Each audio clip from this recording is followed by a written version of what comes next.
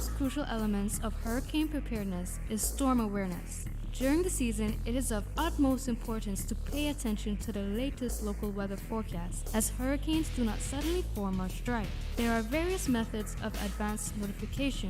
Utilizing such may be the difference between a favorable outcome and disaster. Both television and radio serve as excellent mediums with up-to-the-minute storm path information in the wake of a hurricane. Another method of tracking a hurricane may be only arm's length away. Your smartphone or tablet can be your most valuable tool before, during, and after a storm, providing countless numbers of apps with crucial hurricane information. Many apps allow you to track storms with moving radar and satellite imagery, plus offer alerts, current conditions, forecasts, advisories, and even video. This hurricane preparedness tip was brought to you by your community radio station, Radio Cayman 89.9 FM. For the Record, proudly brought to you by Brand Source Home Gallery, inspiring luxury. Doctor's Hospital, peace of mind is important when life happens. Doctor's Hospital, always there for you. Call 949-6066. And Cayman Airways, call them on 949-2311 to book your nonstop flights to Los Angeles and Panama. Kirk Market, experience a world of choice. JN Money, from abroad to Yad. And Cineco, keeping Cayman covered. We ask our listeners and viewers to avoid any statements or comments which are abusive, derogatory, malicious, or defamatory. Do not use indecent language or make any statement that is false or misleading. Call 1-800-534-8255, 949-6990, 949-8037, or WhatsApp us on 925-3261. Live from Radio Cayman Studio. This is For the Record with ORRETT Connor. Hear from your government officials, independents, and the opposition on issues that matter to you. For the Record. Engage in an open dialogue between residents and lawmakers. With ORRETT Connor. Informative, impartial, insightful. This is For the Record. And now, your host, ORRETT.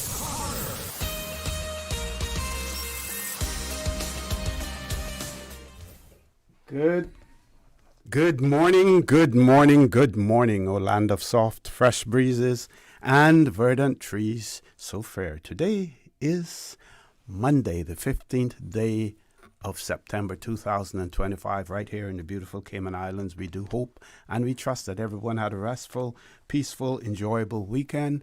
Those of you who are on our roads, whether you're a pedestrian, a cyclist, or if you're operating any type of motorized vehicle, we urge you to please be extremely cautious. Ensure that you observe the rules of the road. Remember, the life you save may just be your own. For those of you who are celebrating a birthday today, or if you've celebrated one over the past few days, we want to wish you a happy birthday or a happy belated birthday, whichever is applicable, and to remind you that the For the Record birthday shout-outs brought to you by Coca-Cola, who are proud to support your birthday shout-outs. Coca-Cola available across the Cayman Islands. Share a Coke with someone special, and you should not accept any substitutes. Just share a Coke with someone special. Those of you who have lost loved ones, again, we want to extend our sincere condolences to you. We hope and we trust that your faith will help to carry you through these extremely challenging times, and that the memories of your loved ones will be a blessing.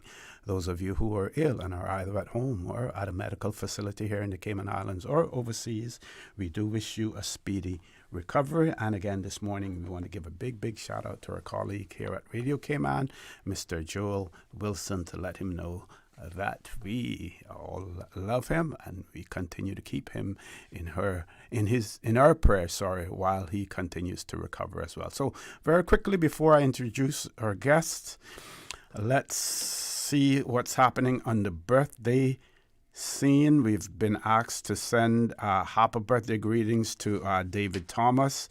Greetings coming from his wife Judith and son Davion as well. And I'm assuming that Mr. Thomas is celebrating his birthday today. Let's look at the other birthdays for the 15th. Diane Brown celebrating a birthday today. Also, Jesse Moore celebrating a birthday today. One of our guests in the studio celebrating a birthday tomorrow, and I'm going to keep that as a surprise for now, and we'll let you know more about that later on. And one of the Campbells celebrating a birthday tomorrow as well. My son Kareem Connor celebrating his birthday tomorrow. Keith Rivers celebrating a birthday tomorrow. Percival Worms Jr. celebrating a birthday tomorrow as well. So, folks, I want to thank you for tuning in to Radio Cayman, and in particular for the record. This morning, we do have guests in the studio. We will be talking about the second Aging in the Cayman Islands Forum that is taking place on the 20th of this month at the Westin Resort. So it is my pleasure to have in the studio with me this morning Miss Lucille Seymour, Miss Fiona McDougall, and Miss Cassandra Farron. Ladies, good morning. Welcome to For the Record. Good morning. Good morning. Good morning, Uchi. And Miss Lucille, before we ask you to open up with some comments, want to say happy birthday when it comes around tomorrow as well. And I think you said Campbell. Which one of the Campbells was it? Peter Campbell. Peter Campbell also celebrating a birthday tomorrow. So happy birthday when it comes along. Thank you. I'm looking forward to it. Okay. So tell us. I think it would be. It is quite important for me as an older person, I think. Speak about the forum that we're having for older persons. Mm-hmm. You know, the government since 2017 has been trying to get Cayman to really be an age-friendly society. It's a slow process, but it's getting there. And we feel that when we have these forums, it is a good thing to do, because aging is a journey, like children and youth and everybody. So we want the older persons to realize that they are part of this world as well. So we have today with us the chairperson of the Aging Forum, Ms. Cassandra Farron, who will highlight us. My job is only to introduce, really. We have Ms. Cassandra Farron. You know, she's been working assiduously for the last 2 years on this project. And with us also is Dr. Fiona McDougall, who is the chairperson of the mental health, and that is something that is very important to us too, and will also be part of the conversation that she has with us.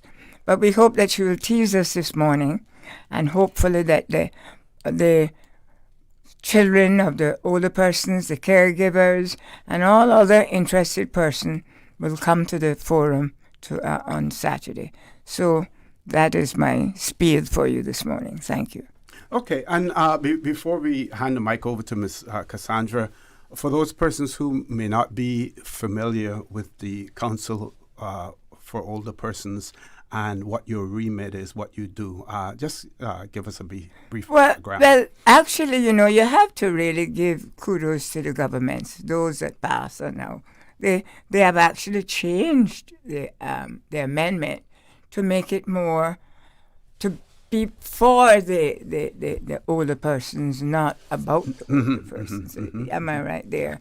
So we have just changed that. We are waiting now for the bylaws to happen, and then they will have a new law. And over the week before Saturday, all the members of the council will be elucidating on that. And this morning, Miss McDougall will be talking about some of the things. But they are quite important that what the council, and I can say something that we have asked in the new law, that we have asked for an independent department of older persons, and I also asked for a commissioner. That is the council, also asked for a commissioner. Mr. Osi if we are serious about older persons, we have to be serious. It can't be they come to something and you hand them something. They must be part of the process. It's bigger than it is not just, they're old. It's just a journey they have started. And if we can do well for this generation, the next generation will be better. Certainly. Ms. Cassandra, good morning. Welcome back. Good morning. Thank you for having us. So we're here to discuss the Aging in the Cayman Islands Forum 2025. We're all representing the Council of Older Persons. And the council saw that last year, we saw that there was this gap where we needed to provide more public but also professional education to the community on the aging population and the needs of the aging population, the social issues of the aging population. So we envisioned that this would be an annual forum, and we're very happy that we can bring it back again this year. It was well supported last year. And so the council saw that this is something that really the country needs. So we're happy to again partner with various community partners to be able to bring an education forum to the public. So it's coming up this Saturday, the 20th, at the Westin Governor's Ballroom. I just want to say it's free. So people, you don't have to worry about that there is a cost. It's free. And we really are looking forward to this being a catalyst for progress and for change in the country. We want people to come to take away vital information, but also to see and be able to link persons to resources. Sometimes people working with older persons or families caring for older persons or older persons themselves don't really know about some of the resources that are available to them. And then it's information sharing time as well. You know, persons that can attend the forum, we hope for you to be able to take away information and continue that discussion on the topic of aging in the Cayman Islands. We have a really, I think, dynamic and diverse group of presenters and presentations because we expect a diverse audience. You know, it's not just persons who are aging. It is for all persons who are just interested in the topic of aging, persons who work and provide services to older persons themselves, people who are preparing for retirement and, getting near to the age of an older person, which by law is age 65 years and older. And so we've tried to cover, as I said, a diverse group of presentations. This was really important to the planning committee that we do this. And today we have Ms. Fiona McDougall, who's actually our keynote speaker. Just going back a little background. Fiona and I met maybe 2023 or early 2024. And I remember we were at a function and we just started to discuss social issues relating to aging. And so when, it just kind of sparked something in me, and I said, this is somebody that we really need to hear from. And I didn't even know that she was the chairperson for the Mental Health Commission at that time. So we were really excited to hear from Fiona. She's our keynote speaker, and she'll talk to you a little bit about what she's going to be talking about. But we're also happy to partner with HSA, because we have some key presenters from HSA, Dr. Sanku Gupta, who's the geriatrician. Okay. And he was formerly at Health City. He's going to be talking about the needs and challenges of an aging population. Really important information, talking about challenges of healthcare, medical needs, their challenges with activities of daily living, the need for professional and family support, community support. So I think that is something that will give us a great basis for the entire forum. So we're really excited to have Dr. Gupta. Then we're also partnered with Dr. Teasdale, who's a chiropractor from HSA, and Mr. Aaron Taylor, who's his assistant. And the planning committee really felt that we wanted to offer some interactive sessions this year. Yes. So persons can look forward to that. And so their presentation is improving balance, mobility, and flexibility. And this is something, if you're aging and you want to maintain your independence, something you really need to pay attention to. So that presentation is going to be partly leading persons into some exercise, some stretches that can assist with that. So I think persons, can come away with some really practical information and practical tips to be able to use as well in aging. And because September is recognized as Alzheimer's and Dementia Month, we are also able to partner with ADASI. That's the Alzheimer's and Dementia Association of the Cayman Islands. And they are going to be doing a really important presentation. It's a simulation exercise. So it's actually leading persons through an activity that's going to show them or have them feel some of the daily challenges of somebody living with Alzheimer's or dementia. And this is really key for people who are working with older persons, persons who are providing services or care to older persons. So I think that's something as well that is going to be really useful to attendees.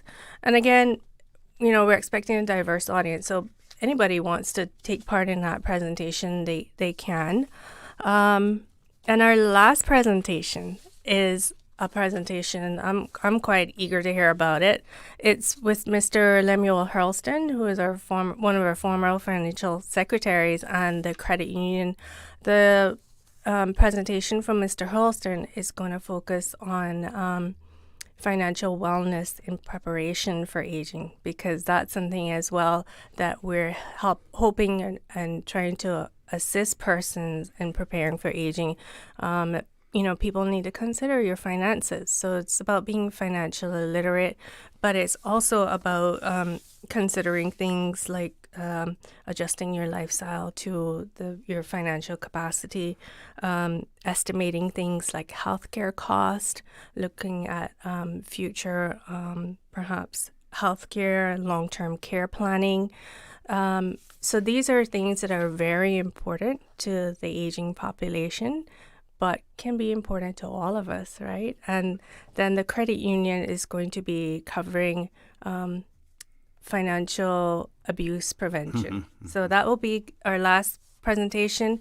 And just quickly to say that... Okay, I'm going to interrupt you there because I've gone past my commercial break, but hate to end your or interrupt your train of thought there, but we'll come back to it. We have some time still. For those of you who are just joining us, we have in the studio with us the chair of the Council of Older Persons, Ms. Lucille Seymour. We also have Ms. Fiona McDougall, who will be the keynote speaker at the Aging Forum taking place on the 20th at the West End. And, of course, the voice that you heard before was Ms. Cassandra Farron. She's a social work manager with the Department of Children and Family Service. She's also a member of the Council of Older Persons as well. We're going to take a commercial break. When we return, the conversation will continue. Please don't change that dial. Please stay tuned. For the record, we'll be back shortly. The Cayman Islands boasts of a long, colorful, and rich history. In tribute to our roots, Radio Cayman, the voice of the Cayman Islands, is pleased to bring you the Historical Vignette Series, brought to you by Rotary Central. For more than 110 years, Rotary members have used their passion, energy, and intelligence to take action on sustainable projects. The Cayman Islands, He hath founded it upon the seas. Heber Elroy Arch, 1898-1993. Elroy Arch was born in Georgetown, the second child of James Heber and Virginia Arch. He was a man of many talents: preacher, politician, building contractor, shipwright, butcher, and farmer. With his father and brothers, he built many of the sailing ships whose names are still remembered, including the Wilson, Goldfield, Adams, and Arbutus. The schooners built in the Arch shipyard were used by Caymanian seamen for turtling in the Mosquito Keys and to bring cargo from the foreign ports. Mr. Elroy served as a member of the Assembly of Justices and Vestry from 1939 to 1954, when visitors from the United States discovered Cayman as a vacation destination. Mr. Elroy built the first winter homes and the first hotel on 7 Mile Beach. He and his wife, Bride Nee Bodden, had 2 children. Mr. Elroy had a wealth of knowledge about Cayman's history and loved to tell the stories told to him by his parents and grandparents, and taped many of these accounts for the National Trust and National Archive and the National Museum.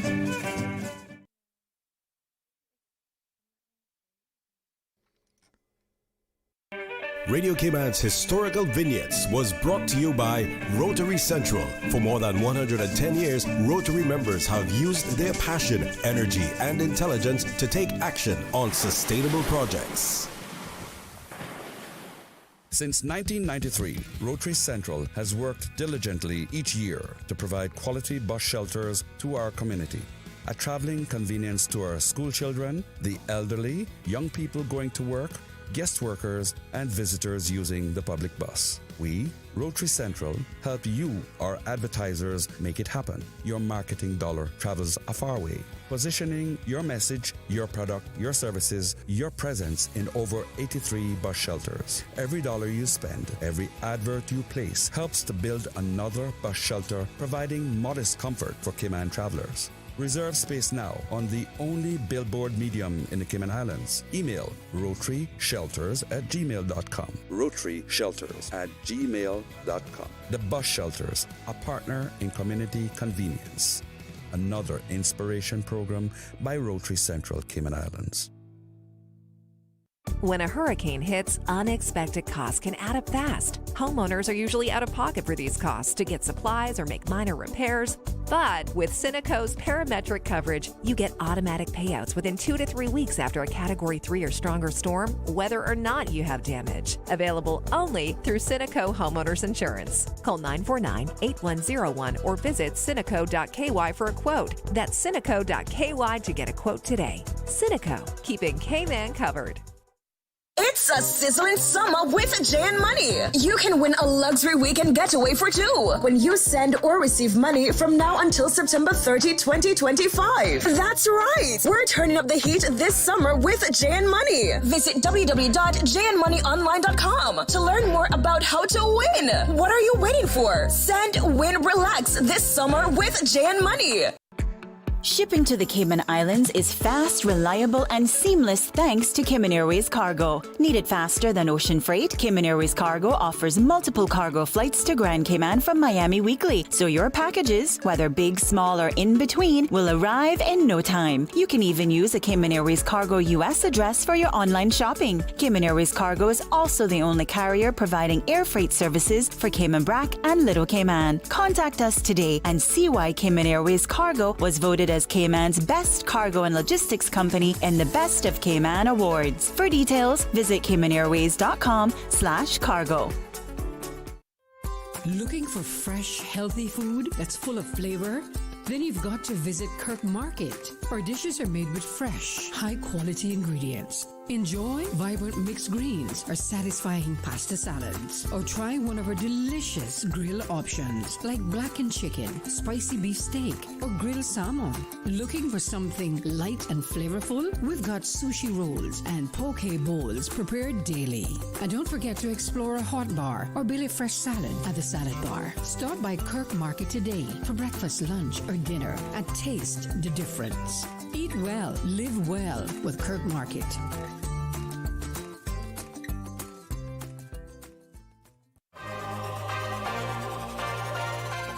This summer, happiness is better when you share it. Coca-Cola invites you to share a Coke with someone special. Grab an ice-cold Coke and find a name. Maybe theirs, maybe yours, maybe a surprise. Because nothing says you matter like sharing a smile and a Coke. So who will you share a Coke with today? Find your name, find your friends, and share a Coke. Available now. Stores island-wide. If you think of HPV as a woman's problem, think again. Cervical cancer is not the only type of cancer linked to HPV. Other cancers linked to HPV include throat, mouth, and neck cancers, making it everyone's problem. The HPV vaccine is our best protection against HPV-related cancers. It is recommended for everyone, male and female, and for those under the age of 25. All it takes is a single dose for protection. For more information, contact the Public Health Department on 244-2648 or 244-2889.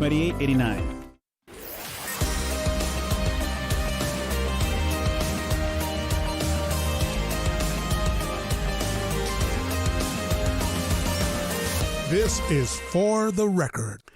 Good morning and welcome back to For the Record. For those of you who are just joining us, we're talking about the second Aging in the Cayman Islands Forum taking place on the 20th of September at the Westin Resort. We will give you more details about that as well. In the studio with me, we have Miss Lucille Seymour, Miss Fiona McDougall, and Miss Cassandra Farron. Before we went to the commercial break, I unfortunately had to interrupt Miss Cassandra. We're going to let her continue now, and then we're going to introduce Miss Fiona McDougall.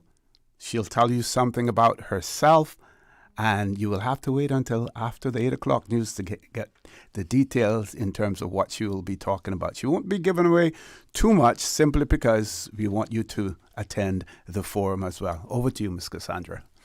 Thank you again.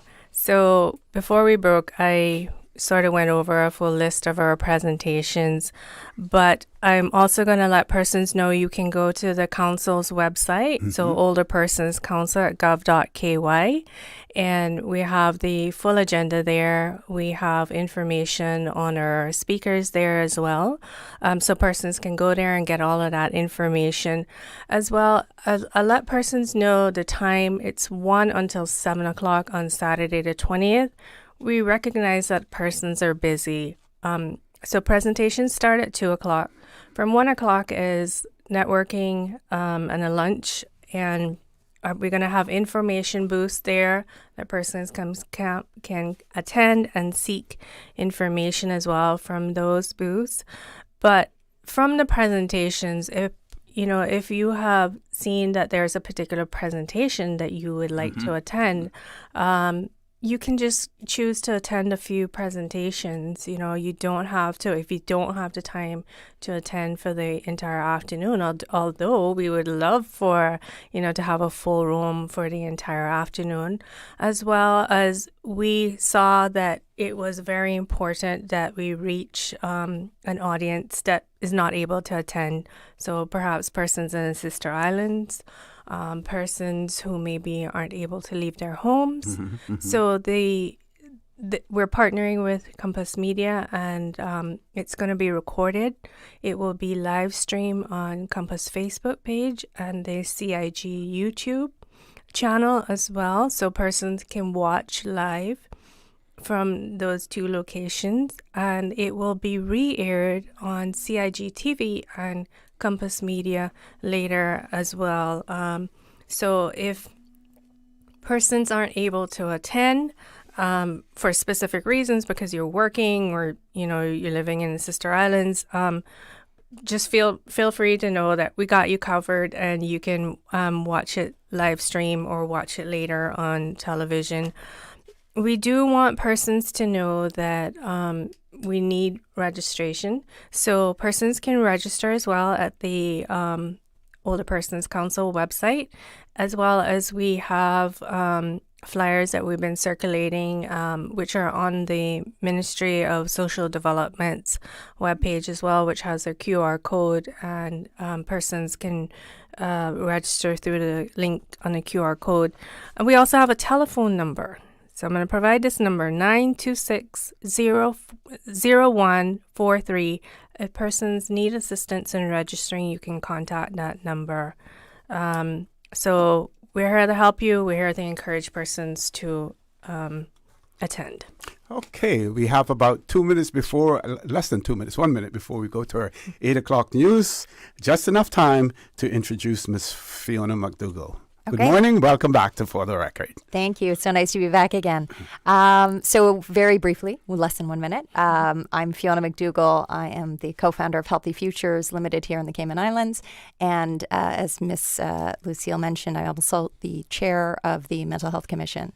And my background prior to moving to the Cayman Islands 11 years ago was, so it's in business consulting, and the vast majority of the work that we did was working for government entities, specifically supporting older persons in community care, in long-term care, in transitions through care. And we had the benefit of working with experts around the world to identify models of care and support, both for social as well as healthcare purposes. So that's a little bit of why, for me, this is an area of great passion, combined with, my role in the Mental Health Commission. And then the other thing, a tiny teaser before we leave for the news that we go in, is my other area of expertise is with respect to technology adoption. So, which has absolutely changed, as we all know, over the last 5 years. And so thinking about what that means for our older persons population is something that also is very exciting. Okay, thank you very much for that, folks. It's the top of the hour. We're going to go to our 8 o'clock news. When we return, the conversation will continue. Don't change that dial. Please stay tuned, because there's more important information for you to get after the 8 o'clock news. Please stay tuned. Thank you, Mr. Connor. And studio time by Foster's is 8 o'clock. When you're on the go, the experienced team at Foster's Pharmacy are here to help. Drop off your prescription while you shop, or WhatsApp us and we'll prepare it, ready for your arrival. Whether you need prescription or over-the-counter medications, blood glucose testing, or advice on vitamins and supplements, we're here early in the morning to late at night. Both of our locations at our Camana Bay and airport stores are open 7 a.m. to 9 p.m., Monday to Saturday. For more info, visit fosters.ky/pharmacy. Foster's Pharmacy. Better health, because we care. This is the People's Radio Station.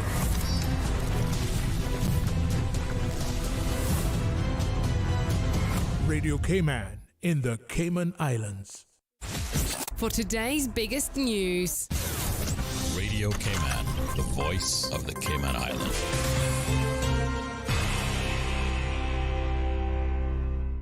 With your latest news, I'm Carsley Fuller. It's been 5 years since the government first made noises about upgrading the country's subsea internet cable infrastructure, and the National Coalition for Caymanians administration says it remains a top issue. Cabinet has just blessed the cabinet paper now, so that we can move on to the next phase of the sea cable. And now we're going to go out to an RFP now to be able to go out to look at and see and test the waters to actually see what this is going to look like and the costing going forward. It is a critical infrastructure through the country. Speaking on Radio Cayman's For the Record, Infrastructure Minister the Honorable J. Ebanks said the two cables Cayman currently relies on are nearing the end of their guaranteed life cycle. It will be looking at doing a PPP, a private partnership with whoever that successful company is. We look forward to in a few months be able to see what that is. We know there's about at least maybe 3, maybe 4 cables that are being built that will be coming down through the Caribbean. And we're hoping that once we put this out, we will be able to see what's going on, how the activity actually is looking. There's definitely some players out there that's already told us that they will be participating in this and hoping they can be the successful winner in this bids. In the meantime, Mr. Ebanks says the company that owns the Maya 1 cable that Cayman uses will be making some adjustments and only servicing Honduras and Cayman as it moves other countries to a different cable. But the minister says the company has assured his administration it will continue to maintain the cable while Cayman is using it. Kids are spending more and more time in front of a device, and to help you navigate the trials of parenting an online kiddo, you're invited to a special free workshop. Radio Cayman's April Cummings has more with Cybersecurity Office's Pamela Green. The Cayman Islands National Cybersecurity Association is hosting a cybersecurity workshop and offering free clinics to help protect children and families online. Scheduled for Wednesday, the 17th of September from 1 to 6 p.m. at the Kimpton Seafire Resort and Spa, the day will begin with an educator and support administrator focused workshop that will explore how to protect vulnerable populations, particularly children, teens, seniors, and families through practical community-led solutions. A walk-in cyber clinic aimed at parents and caregivers available throughout the day will teach attendees how to protect children and teens from cyberbullying, scams, predators, and online risks. There will also be the opportunity to speak directly with experts in the field, receive personalized support, safety tips, and family-friendly cybersecurity approaches. We are hearing from families across the Cayman Islands that they want to protect their children online, but don't know where to start. These clinics are a safe, supportive way to get answers and the tools they need. Both the workshops and clinics are free, with the Ministry of Social Development and Innovation acting as a sponsor. To attend, simply register in advance at FamilyCybersecurity.com. The Caribbean's largest cybersecurity conference, known as B-Sides Cayman, will then follow on September the 18th, also at the Kimpton. Premier the Honorable Andre Ebanks is due to attend and share opening remarks. Audio there courtesy of CIG TV. Now with a check of international news, here's the BBC, which takes us out of the newscast. I'm Karsley Fuller. BBC News with Govinda Gill. Israel's Prime Minister Benjamin Netanyahu has said he doesn't rule out further strikes on Hamas leaders wherever they are, despite widespread criticism of last week's attack on Qatari territory. Mr. Netanyahu was standing next to the visiting US Secretary of State Marco Rubio, who refused to condemn the Israeli action against another US ally, blaming Hamas instead. An emergency summit of Arab and Muslim leaders in Doha is expected to condemn the Israeli attack. A draft statement warns of the risks posed to the region by Israeli aggression. Spain's Prime Minister has called for Israel to be banned from international sporting competitions. Pedro Sanchez likened the Israeli campaign in Gaza to Russia's war on Ukraine. Russia has already been banned from most international sport. China's warned the United States not to encourage its allies to impose secondary tariffs on countries that purchase Russian oil. Officials urge the US to be prudent in words and deeds and solve differences through dialogue. BBC News.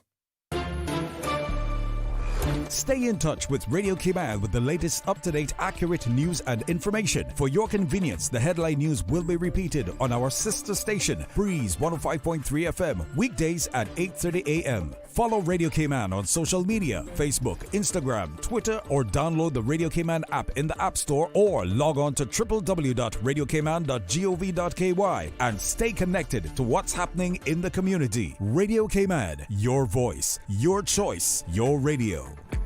Shipping to the Cayman Islands is fast, reliable, and seamless thanks to Cayman Airways Cargo. Need it faster than ocean freight? Cayman Airways Cargo offers multiple cargo flights to Grand Cayman from Miami weekly, so your packages, whether big, small, or in between, will arrive in no time. You can even use a Cayman Airways Cargo US address for your online shopping. Cayman Airways Cargo is also the only carrier providing air freight services for Cayman Brac and Little Cayman. Contact us today and see why Cayman Airways Cargo was voted as Cayman's best cargo and logistics company in the Best of Cayman Awards. For details, visit CaymanAirways.com/cargo. Marriage is a journey worth investing in. On Saturday, September 20th, join author, coach, and speaker, Mr. Wesley Jones from Panama, for a life-changing marriage workshop at the Intergenerational Hub, Old Woods Furniture Store behind Airport Fosters. Discover tips on how to continue loving in your marriage, strengthen your bond, and inspire the next generation that marriage works. Enjoy breakfast at 10 a.m., followed by a powerful workshop and question and answer session. Space is limited. RSVP as soon as possible. Call 916-6182. A Kimpton gift certificate is up for grabs for the person inviting the most couples. This is a free event. Strong marriages build strong families, and strong families build strong communities. RC Fusion is proudly brought to you by TCE Paint Shop, Farmers and Artisans Retail Market, and My Candle Cleaners. RC Fusion, weekdays 10 a.m. to 12 midday, right here on Radio Cayman 89.9. RC Fusion. Radio Cayman Energy.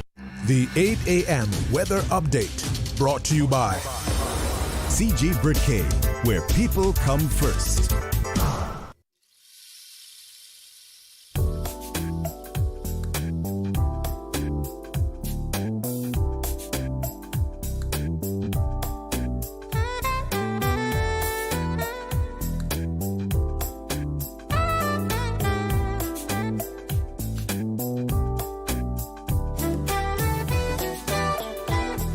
Good morning. Let's take a look at the very latest weather report. Current temperature is 86 degrees. Relative humidity is 82%. The barometric pressure is 29.92 inches and rising. The wind is northeast at 6 knots. Overnight low temperature was 83 degrees. Synopsis indicate isolated thunder showers are forecast across the Cayman area today and into the early evening, supported by an upper-level trough over the Yucatan Peninsula. Moderate winds and slight seas are expected over the next 24 hours due to a weak pressure gradient across the northwest Caribbean. Radar imagery show isolated showers in and around the Cayman area moving towards the northwest. Now the forecast for today calling for partly cloudy skies, becoming cloudy at times with a 40% chance of showers and thunder, and showers will be locally heavy at times, and temperatures will be in the low 90s with a heat index near 104 degrees Fahrenheit. Winds will be east to northeast at 10 to 15 knots, and seas will be slight with wave heights of 1 to 3 feet. Tonight, partly cloudy skies with a 30% chance of showers and possible thunder, and temperatures will fall to the low 80s tonight. Your winds will be east to northeast at 10 to 15 knots, and seas will be slight with wave heights of 1 to 3 feet. Today's low tide will occur this morning at 11 minutes past 11, and a high tide again this evening at 11 minutes after 6. The sun will set this evening at 6:26 and will rise tomorrow morning at 6:14. And the outlook is calling for an increased chance of showers with possible thunder from tomorrow night, as a tropical wave is expected to move into the Cayman area. And that's the very latest on your weather report. The 8 a.m. weather update brought to you by CG Britcay, where people come first. Hey folks, thanks for your patience. We'll be taking off very shortly. Should be wheels up in about 40 minutes. And due to a bumpy ride, snacks and beverage service has been suspended. AC has given us some trouble. Sorry folks. And Wi-Fi is out. And so is the entertainment. Yeah, I'm sorry about the smell, folks. We are aware. I know. Just one more quick note. We are going to have to deplane. Come on! We're like the plane ride that isn't a nightmare. CG Britcay. Good like that. Tune in every Monday through Friday at 12 p.m. for Radio Cayman's Midday Newscast. Radio Cayman, the People's Station, your trusted official source for the latest news. The 12 p.m. news is proudly brought to you by Health City Cayman Islands. World-class healthcare within your reach. The Lions Club of Grand Cayman is proud to continue to serve our island community. The club continues to host successful community projects like the Prostate and Colon Cancer Awareness Campaign, free site screening in schools, spelling bee, swim meets, and their community pantry. The Lions Club of Grand Cayman looks forward to continuing their service for many years to come. The Lions Club of Grand Cayman, where there's a need, there's a lion, serving the community for over 50 years. The traffic report is brought to you by Subway. Enjoy a delicious start to your day with breakfast from Subway.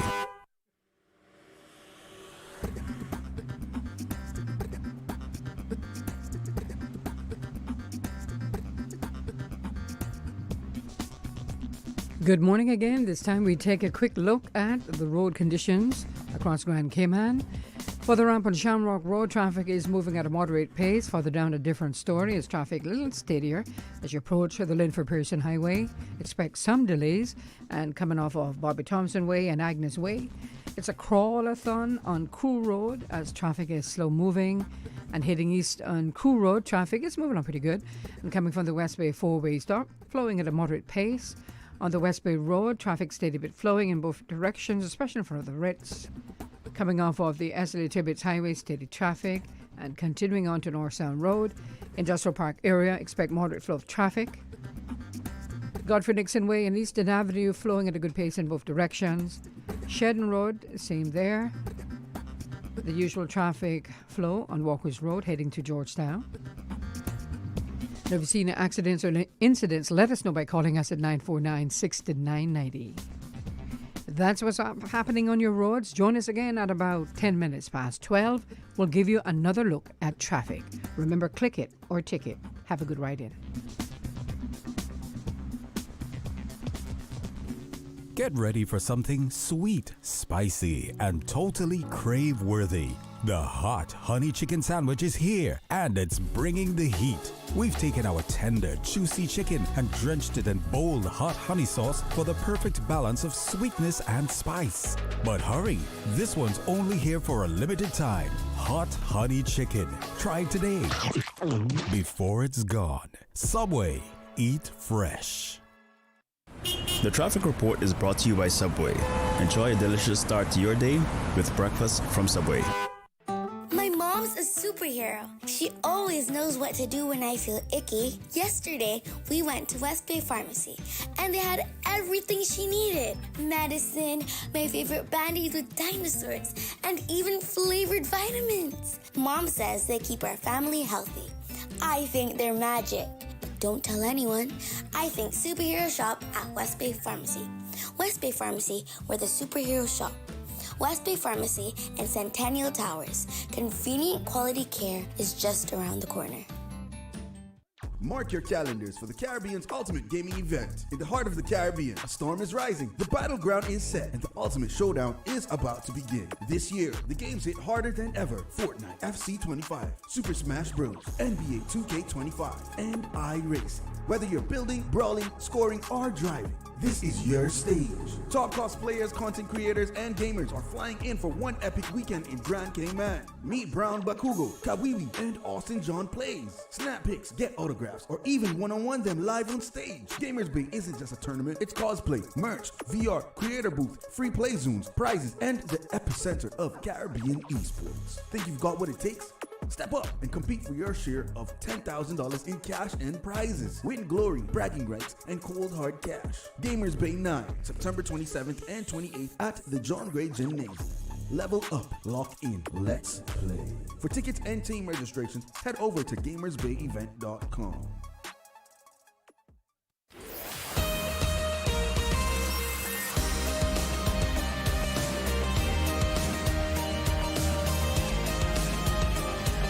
For the Record with ORRETT Connor.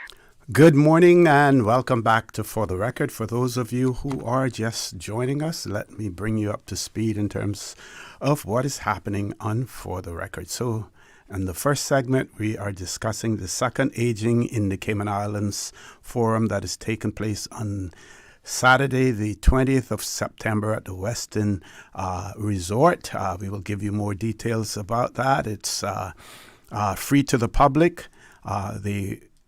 We would prefer that you register.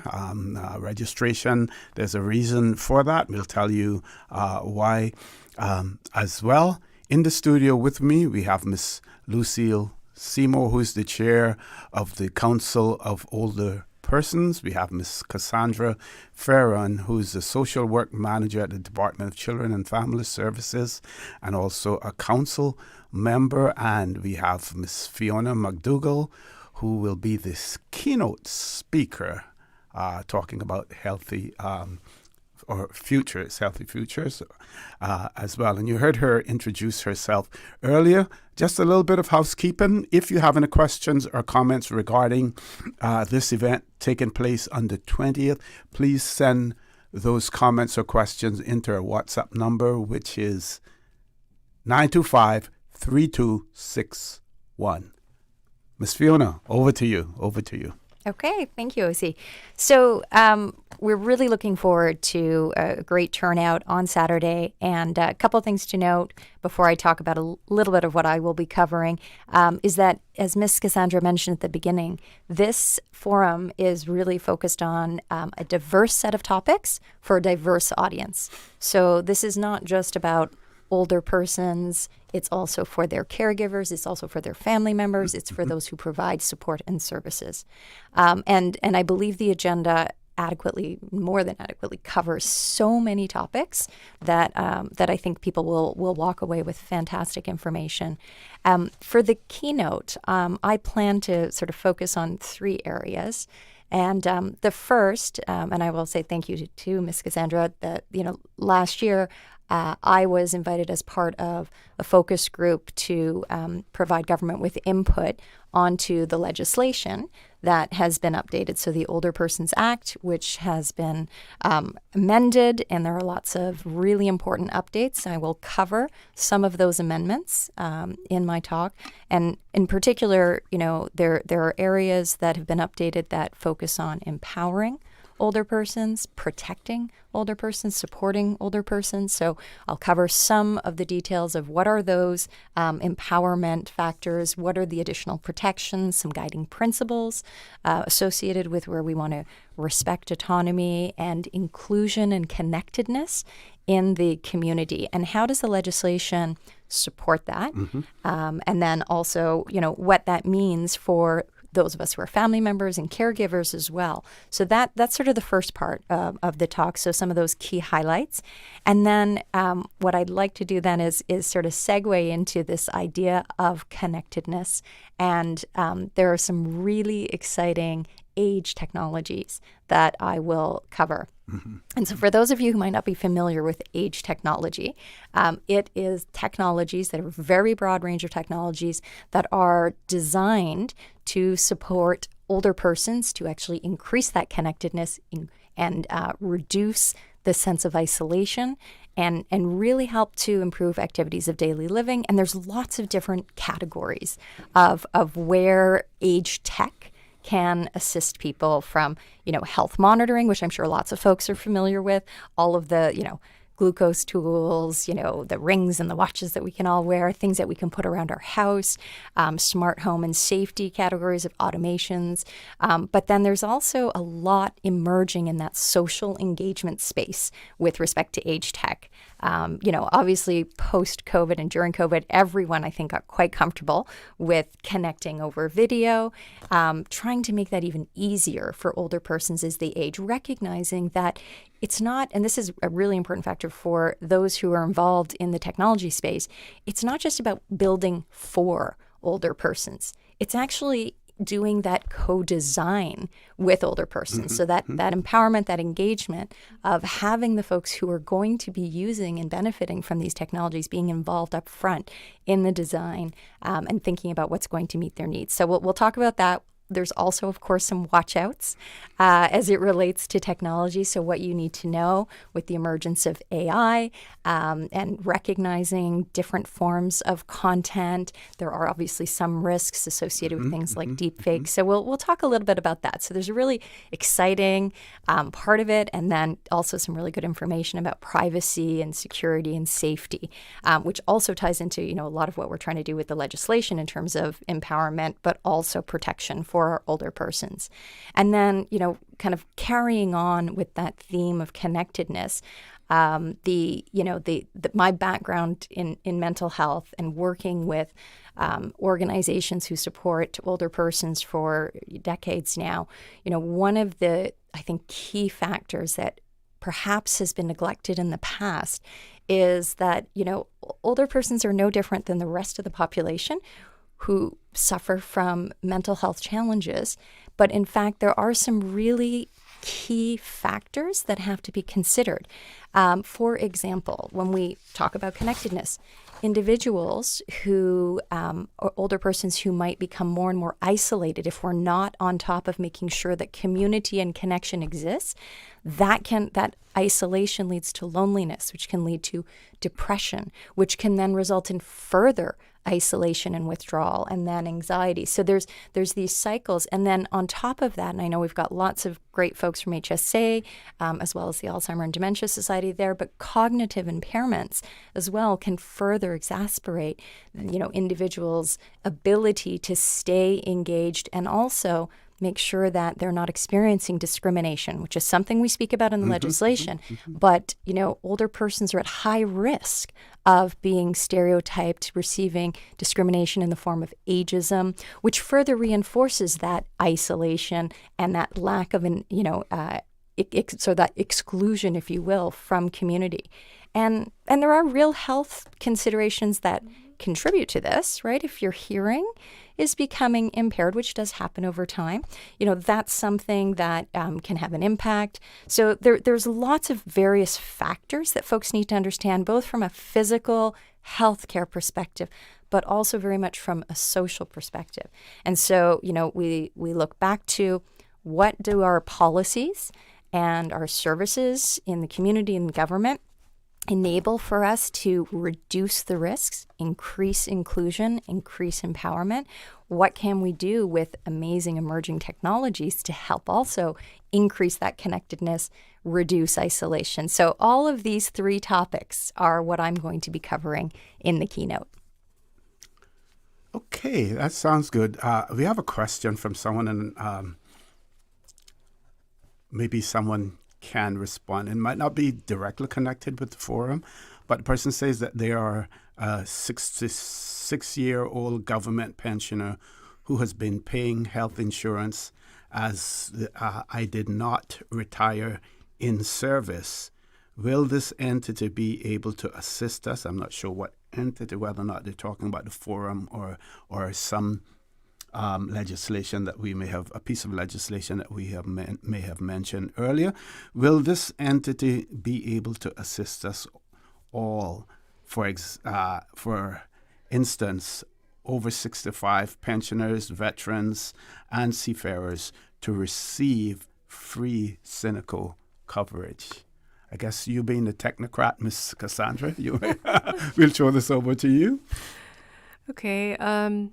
I know this is quite a perhaps heated topic. I mean, there are many persons in the country who struggle with health insurance, lack of health insurance, and then trying to maintain something that's affordable through private sector, and then applying to the Department of Financial Assistance for the government-funded cynical health insurance. So at present time, speaking from Department of Children and Family Services, I can't really say whether, what the government stance is on providing free health care for older persons in the country. I think it is something that the Council of Older Persons has discussed on many occasions, and we certainly support that there is a need for free health care for older persons in the country, or whether there might be an easier process for persons who need to apply to the Department of Financial Assistance for health care coverage. Okay, Ms. Lucille, anything you want to add to that? It's a good question, and it's something that we all have been asking for a long time. But of course, when it comes to pension and health insurance, it's not this overall arching that the government does for older people. You have to still go to NAU. Bring that mic a little closer to you.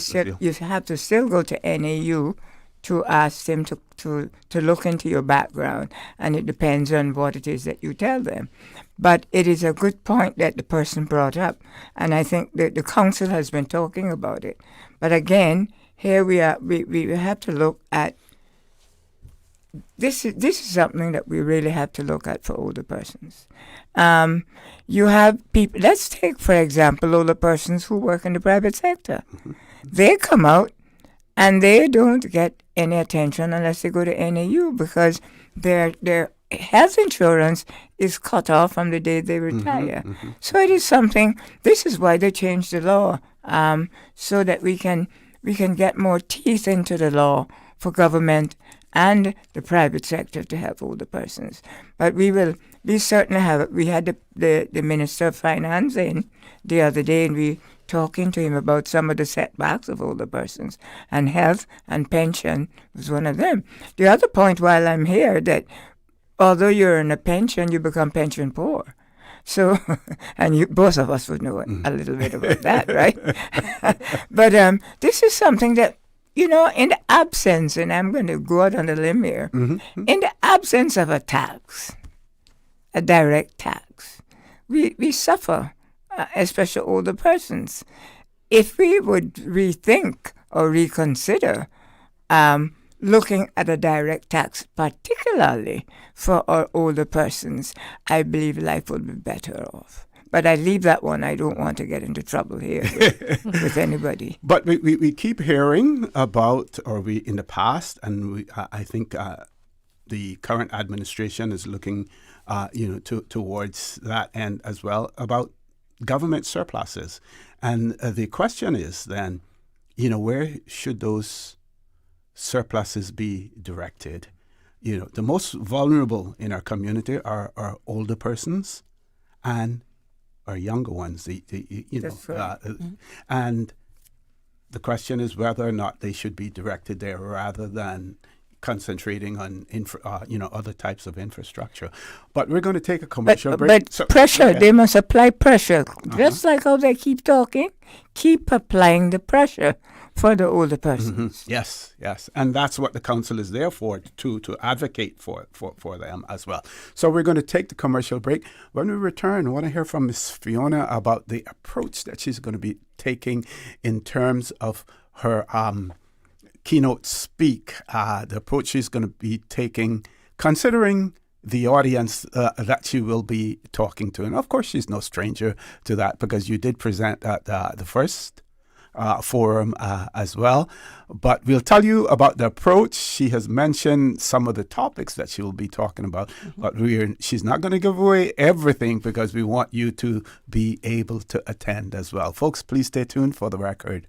We'll be back shortly. It's a sizzling summer with J&. Money. You can win a luxury weekend getaway for two when you send or receive money from now until September 30, 2025. That's right. We're turning up the heat this summer with J&. Money. Visit www.jnmoneyonline.com to learn more about how to win. What are you waiting for? Send, win, relax this summer with J&. Money. My mom's a superhero. She always knows what to do when I feel icky. Yesterday, we went to West Bay Pharmacy, and they had everything she needed. Medicine, my favorite band-aids with dinosaurs, and even flavored vitamins. Mom says they keep our family healthy. I think they're magic. But don't tell anyone. I think superhero shop at West Bay Pharmacy. West Bay Pharmacy, where the superheroes shop. West Bay Pharmacy and Centennial Towers. Convenient quality care is just around the corner. At 35 miles per hour, you have 3 seconds to react. At 50 miles per hour, just 1.5 seconds. That split second you save speeding could be the split second that saves a life. Most fatal crashes in Cayman involve speeding. Slow down, because arriving late is better than never arriving at all. Smart or reckless, your choice changes everything. Visit gov.ky/road safety.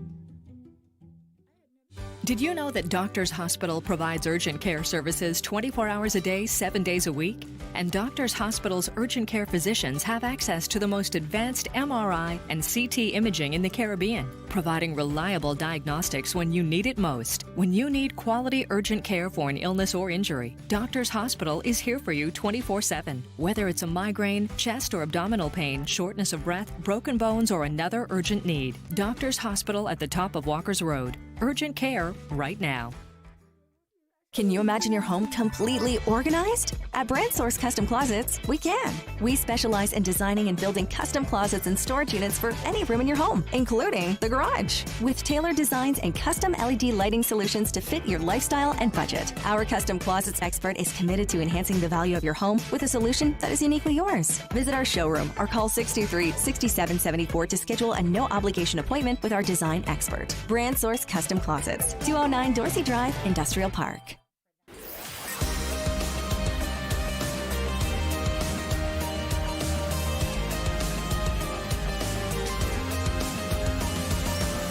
This is For the Record. Good morning and welcome back to For the Record. We are on the last leg of the show this morning. Had to abbreviate it a little bit because we had to juggle with some other guests that we will have in the studio. I'll tell you, we'll have the representatives from the Lands and Survey Department, in here as well. And, come to think of it, this may be more of an afterthought, but we continue to hear about elder abuse when it comes to property, land, and things of that nature. And whether or not we should have at some point in time representatives from the Department of Lands and Survey talk to our elders about some of the things that they should be, and whether or not there are any structures or procedures that they can put in place to mitigate against, elderly abuse as well.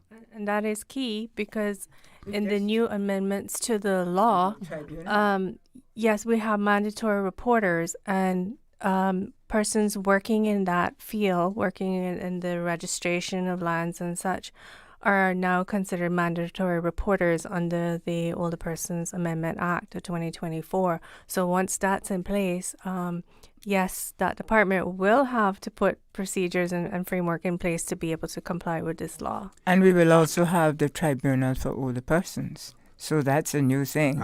And all the different issues, the abuse. This law is very strong in support of that for the older persons. Okay, I'm going to have to get them to put one in for cyclists as well, because I'm in my mid-70s, and yesterday I was riding with a group.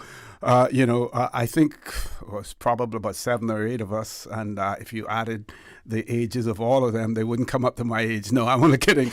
But they're in their 40s, some in their 50s, some in their 60s, and they're hammering away. I call that elder abuse as well, but I'll have to seek some legislation to protect me there. Just a joke, folks. Miss Fiona, back over to you, because you're going to be the center of attention at that forum as well, amongst others. Amongst others, yes, indeed. Thank you. So actually, during the break, we were talking about some of the topics that most people are, really excited about. Legislation is super, super important. And so covering the details of that, because it does raise those questions, has been highlighted about protections, abuse, mandatory reporting, the tribunal, as Ms. Lucille has touched on. But I think probably from what should people expect, that probably the most exciting part of the presentation is related to the age tech segment. There will be some audio-visual displays for you to see some information about not things that are like far in the future. I'm talking about things that have been implemented around the world in the last year. So real innovations in terms of augmented and virtual realities, and how that can be used in various different care settings and at home. And obviously with augmented reality, the difference between augmented reality being, kind of like an augmented reality example would be a technology that you use to make it easier to read your phone, for example, or glasses that you might wear that can give you information about your surroundings, or, enhance hearing. Virtual realities are entirely virtual environments, but there's so many incredible training and cognitive training programs, as well as relaxation related to sort of mental health, that these programs can enhance significantly at relatively low cost. And then of course we have the whole realm of artificial intelligence, right, with the broad adoption of large language models, and generative AIs, which are a very different technology, because these are technologies that you're interacting with in a completely different way than 10 years ago, in the community and the public. While these technologies have been around in industry forever, it's really the broad public adoption of artificial intelligence that really makes a difference. And being able to have conversational interactions with these, where whether it's a robot or whether it's an application, whether it's a desktop tool, but it's an interaction that enables two-way conversation, incredible memory retention on both sides, prompts, and of course these large language models and generative AIs are trained on hundreds and thousands and millions of data sources. They can also be what we call grounded, so we can ensure that, they're not, because one of the risks, there are lots of risks associated with this, and this is why this information is so important for family members, for caregivers, for older persons to understand what are the risks and what are the benefits, and understanding what are the different types of technology. So, a grounded artificial intelligence model would enable people to stay within the information that model is trained on solely, so that it's not going out and hallucinating, getting wrong information. You have much greater security and privacy of the information versus general models. So we really as people increasingly adopt and embrace these, we want to make sure they do it responsibly, and they're thinking about what is the benefit to an older person, to a parent, somebody who's providing care, to bring these tools to the table, see how it can enable connection. It can definitely enable cognitive interactions in a very positive manner, even emotional support. It's incredible what's coming out. And so some of that I will be covering in detail. I will also show you some very cool videos and some examples of that technology. So I think that's something that folks can look forward to. And then what does it mean for the well-being of the older person, their families, their caregivers? Okay, while you have the mic, Ms. Fiona, we want to give you an opportunity for some closing comments as well. Then we'll have Ms. Lucille and then Ms. Cassandra. She will be the final speaker because she's going to remind all of our listeners and our viewers, about the event as well. And just to say also that on Friday on Talk Today, we will also have be talking about the event as well. I think we're going to have Mr. Lemuel Hurlston, and we're going to have someone from the credit union and a few other. And we're also on tomorrow, the 16th as well. Right, on the Talk Today. Talk Today as well. Yes, Wednesday morning. Yep, all day. Okay. So, Ms. Fiona? Yeah. So, I mean, obviously, I encourage everyone to come out. As Ms. Cassandra said, it is free. And there'll be booths there. But I really think, for me, the theme is really about empowering and connecting. And so this is the opportunity to learn whether you yourself are an older person, family member, caregiver, how can we empower folks to stay connected? And what are the ways in which we can stay connected that are safe and that really generate well-being? So this is the forum to come to pick up those nuggets and start that process of really digging into it. Excellent. Yeah, thanks, Osi. I'm really inspired to be the chair. I'm on my way out in a month's time. But I think looking after the older persons in our country is so important. And I don't want to take a lot of time. Everybody know I go around and I do it. But with the new law, we're going to empower the older persons better than we've ever done. And I applaud the government. But not only the government must look after the older persons, but the private sector as well. We hardly have any NPOs that name the older persons. Some may help, but I would advise that we start looking into that. And and I want to say we have been speaking with the government with the new law for it to have an independent department and a commissioner of older persons, and I do hope that they hear the council in that matter. But I want to thank, particularly, let me thank Miss Farron here, who has been instrumental in this. She's done a phenomenal job for a young person who is not yet 60 to go forward looking where we are to help us. I want to thank her for that. And just before Ms. Cassandra speaks, when you speak about this department for older persons, I would suggest that it be manned by older persons, as well, rather, than newbies. We want to have people there who have lived it, who feel it, who know it. And who are capable of remaining well engaged with Precisely. the community. There's no question that there's a wealth of information, knowledge, wisdom, that there's lots of roles that folks can play. Ms. Cassandra. Okay, so just letting everybody know, we're inviting you to come out to the Older Persons Council second annual Aging in the Cayman Islands Forum, happening this Saturday at the Western Resort Governor's Ballroom. We start at 1 o'clock for networking and lunch. Our presentations start at 2 and we go on until 7 p.m.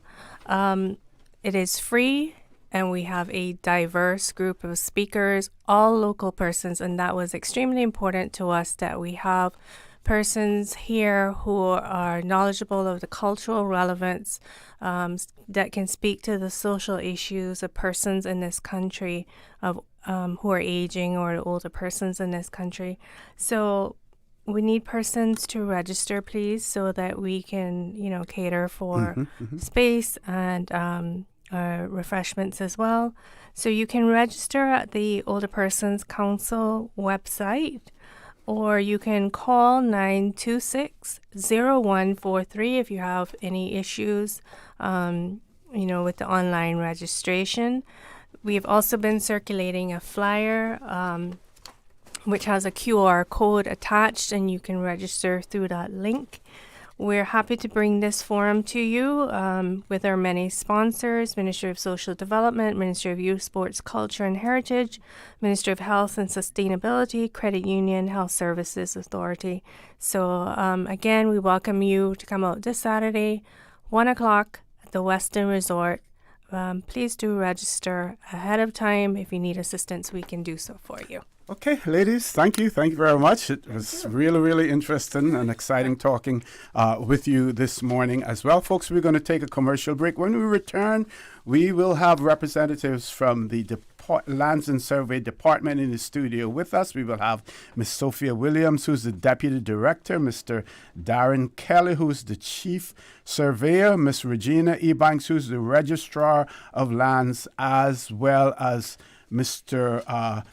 Uchi Obi, who is the Director of the Department of Lands and Survey. So don't change that dial. Please stay tuned for the record. We'll be back shortly. Accidents and illnesses can strike without warning. Ouch! When it comes to urgent care, every second counts. At Doctors Hospital, we have a dedicated team of experienced doctors and nursing staff available to you 24 hours a day, 7 days a week. Don't waste time in an overcrowded emergency room when you need urgent care. Whether it's a broken bone, a severe infection, or a sudden illness, trust in Doctors Hospital's unwavering dedication to providing the best immediate care. For complete urgent care when you need it the most, choose Doctors Hospital, located in Georgetown, 16 Middle Road. Your dream home starts with a vision, and often inspiration is at the heart of that vision. Brand Source Home Gallery's in-house designers are here to help bring your vision to life. Whether you're remodeling or building a new home, Brand Source Home Gallery is your one-stop solution. Explore their kitchen cabinets, sinks, faucets, bath fixtures, tubs, vanities, and more. Let Brand Source's designers help and inspire you with your next project. Call 623-5000 and schedule an appointment with a design expert at Brand Source Home Gallery, Dorsey Drive, Industrial Park, serving Cayman for 50 years. Storms bring wind, rain, and unexpected costs to buy supplies, secure your home, or make minor repairs. Incidental expenses not covered by insurance. Until now, with Cineco's parametric coverage, you get automatic payouts within 2 to 3 weeks of a Category 3 or stronger hurricane, whether or not you have damage. Available only through Cineco's homeowners insurance. Visit Cineco.ky to get a quote today. Cineco, keeping Cayman covered. Looking for fresh, healthy food that's full of flavor? Then you've got to visit Kirk Market. Our dishes are made with fresh, high-quality ingredients. Enjoy vibrant mixed greens or satisfying pasta salads. Or try one of our delicious grill options like blackened chicken, spicy beef steak, or grilled salmon. Looking for something light and flavorful? We've got sushi rolls and poke bowls prepared daily. And don't forget to explore a hot bar or Billy Fresh salad at the salad bar. Stop by Kirk Market today for breakfast, lunch, or dinner and taste the difference. Eat well, live well with Kirk Market.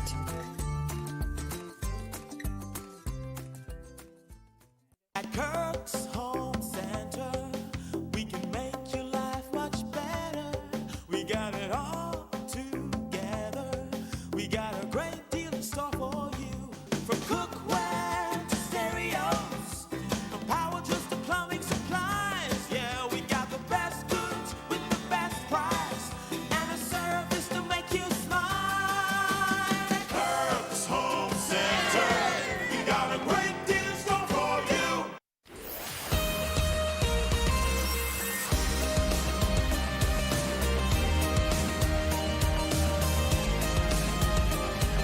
For the Record with ORRETT Connor. Good morning and welcome back to For the Record. In the studio with us, we have representatives from the Lands and Survey Department in the persons of the Deputy Director, Ms. Sophia Williams, the Chief Surveyor, Mr. Darren Kelly, and the Director of the Department of Lands and Survey, Mr. Uchi Obi. Folks, good morning. Welcome to For the Record. Good morning, sir. Good morning. Good morning. And for our audience who may not know what the Department of Lands and Survey is all about, I'm going to ask you to give us a brief overview of that, and then you can mention some of the topics that will be discussed during this segment, Mr. Okay. Good morning, everybody. Good morning, listeners. Thank you once again for having us. It seems like it's been a while since we were last here. I think it was sometime in March. Just by way of background, it's nice for us just to say what Lands and Survey it's all about, because I always say sometimes we're confused with planning department. Yes. We're totally and different from blame. planning. You get some of the blame as well, right? It's made up of several sections. The registration section, they're responsible for registering any documents that come in and maintain the register. The survey section, which Mr. Kelly is responsible for, they're responsible for undertaking surveys on behalf of the government, as well as authenticating the survey. Authenticating the survey means that when the survey is completed by the private sector, they look at it and make sure it's accurate and put it into our system. Mm-hmm. The valuation section, which is headed by Mrs. Ruth Watson, their main responsibility is stamp duty assessment. We've got the GIS section. They're responsible for the maps that we produce, as well as a GIS system, which is a subscription we sell to the private sector. We then have the finance section, and the finance section supports all the other sections. They're responsible for collecting money on behalf of the government, and they collect quite a lot of revenue on behalf of the government for stamp duty purposes. And they're also responsible for paying invoices on behalf of the department. So that's the department in a nutshell. We will be focusing on 4 items today. We're going to talk about the launch of the Residential Property Price Index, which we're really, really excited about. Darren will be talking about the new survey tracking system, which we recently launched. Sophia will be talking about the document request system. And then I will then talk about our training program, and those are the kind of things we would like to cover during this interview. Okay, let's get the show on the road. Okay. The first item is the Residential Property Price Index. We're really, really excited about this. It's taken us more than 10 years for us to get here, and what we realize is that we've got so much data. So how can we make that data useful for participants within the real estate market? And I was listening to the radio on Friday, and our minister was on the radio, and he talked about using technology for the services that we provide. This is one of the things that we are looking at. So fortunately for us, we're able to speak to the IMF and sign a technical assistance agreement with them 2 years ago to develop a residential property price index. What the index does is that it tracks the property markets. So look at it like the Consumer Price Index. It tracks changes within the property market. That is extremely useful for several reasons. For CIMA is used for assessing the financial stability of the country. So if there's a rapid drop in property prices, it means that we're heading towards a recession. So they're able to advise the government. For the buyer, if I look at the property price index and I see that property prices are rising, it might not be a good time for me to buy a property. And if I'm selling, if the property prices are rising rapidly, maybe it's a good time to sell. For the government, if we look at the property price index and we see a rapid rise in property prices, then maybe government can put in policy things about revenue generation. Maybe it's a good time to look at stamp duty assessments. Maybe it's a good time to look at affordable housing, which is something that's on the cards. And you did mention the IMS, International Monetary Fund. Yes, can you explain the significance of that and having them involved or seeking advice from them? Yeah, it was very, very important. Unfortunately for us, they're able to come down here 3 times, and each time they came, it was through technical assistance. The importance of that is that the database and the Residential Property Price Index is an international standard and is done to international standards. We didn't have the capability to do it. So they sent somebody from the Washington office he came on 3 visits, and each time he came, he stayed for a week. Okay. And not only did he develop the index for us, but he also gave us training. So we can do it ourselves. We can run the data ourselves every quarter to update it when it comes on our website. For financial institutions, if there's a rapid rise in property, then they're able to do their policies so that it reflects what's happening in the market. For example, if there's a rapid drop in prices, then there's likely to be a recession. So maybe there's a risk that people may not be able to pay back their mortgages, so they can tighten their lending criteria accordingly. So we're really, really excited about this. It's going to be launched on Thursday, the 25th of September, the Grand Marriott. And following the launch of the Residential Property Price Index, there's going to be a forum discussion. It will be moderated by Jeremy Hurst of IRG. And other participants of the forum discussion will include James Boville, who is a RE/MAX, Matthew O'Keefe from DART, Denton Cole from BCQS, Eric Cameron, the case president, Ruth Watson, the chief valuation officer, and Amanda Borden, a senior vice president with Butterfield Bank. So they're going to we're going to present the index, and they're going to talk about what are the things, what are the factors that have driven the property prices up, down, and where do we see the market going forward. We want to thank the sponsors, DART, Lands and Surveys, Cerebra, Sandbank, Capital, and IRG. And what we've done is that we've made sure that the tickets are affordable, because we wanted not just for professionals to be at the event, we want members of the public to be at the event. It's at 5 p.m. in the evening, so you can go to work, come there. It's going to cost $50. That's US, not CI. And we're going to have the presentation. The Honourable Premier is going to be there giving a remark on behalf of the government, and there are going to be drinks receptions afterwards. So we encourage as many people as possible within the community to sign up for this event, whether once you're interested in the property market, if you're interested in which direction it's going and you want to know.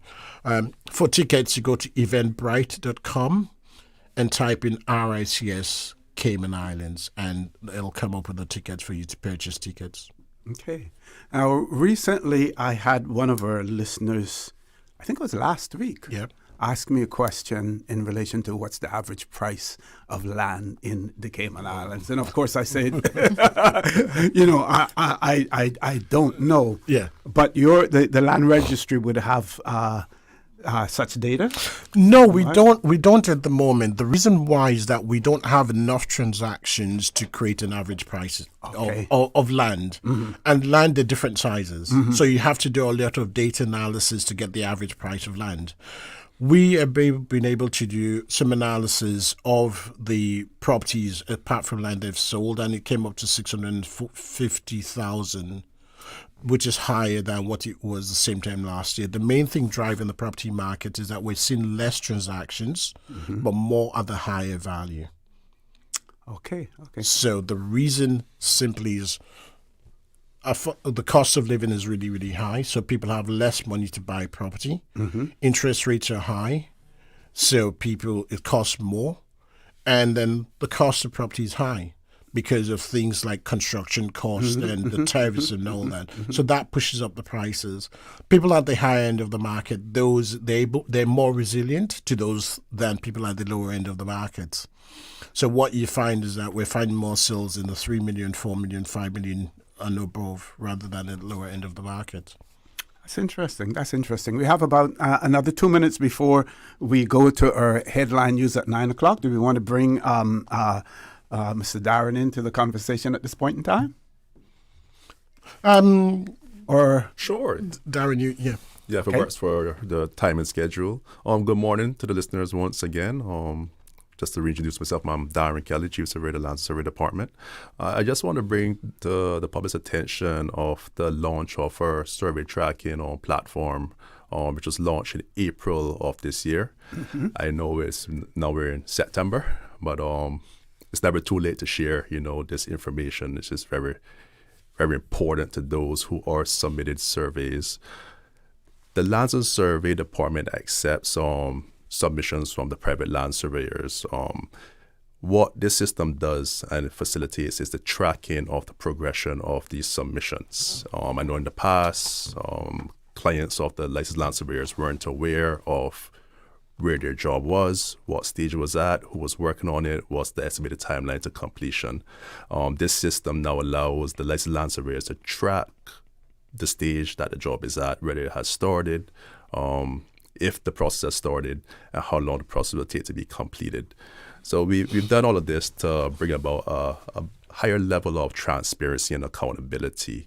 And as we continue to look at our various systems through the department, we just want to provide better customer service to the public on a whole.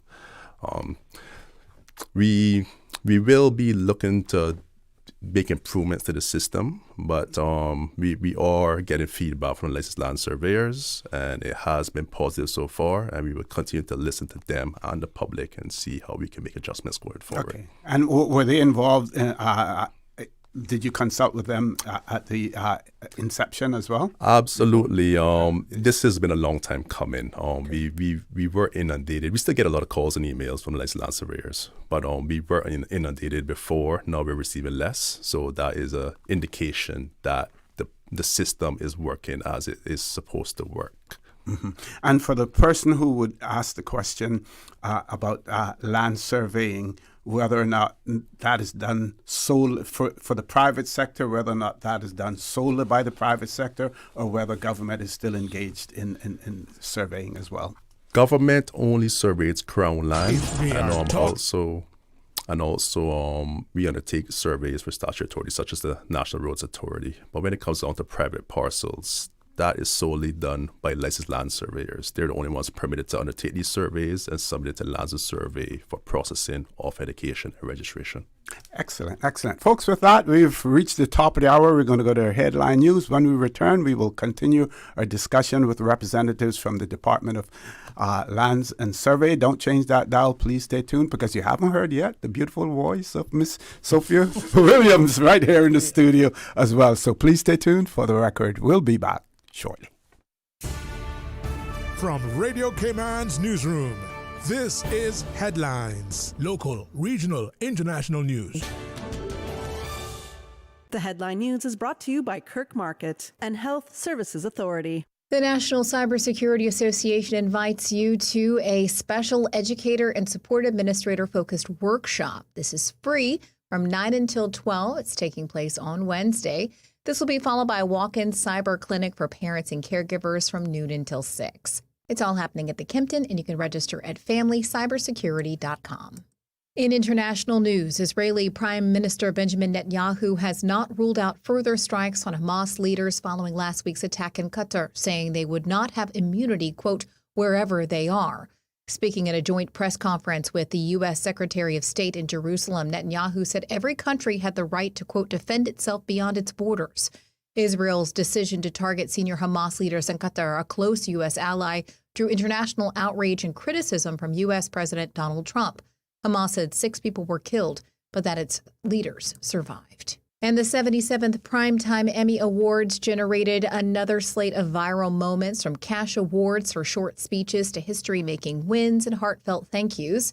This year's big winners of the night were HBO's medical drama The Pit, Apple TV Plus's Hollywood satire The Studio, and Netflix's chilling psychological miniseries Adolescence. Tremel Tillman made history as the first Black man to ever win an Emmy for supporting actor in a drama series.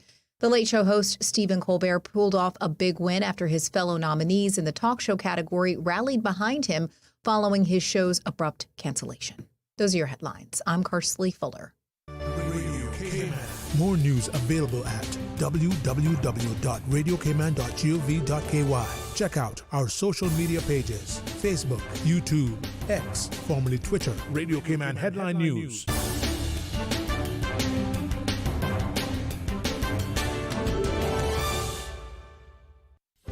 Do you have a healthcare question but not sure who to ask? Contact HSA's Patient Call Center to speak to one of our experienced clinical team members. We are here to answer your questions and help guide you through your healthcare journey. Need to make an appointment? Our team can help. Contact HSA at 949-8600 or email info@hsa.ky. At HSA, we are committed to caring for you.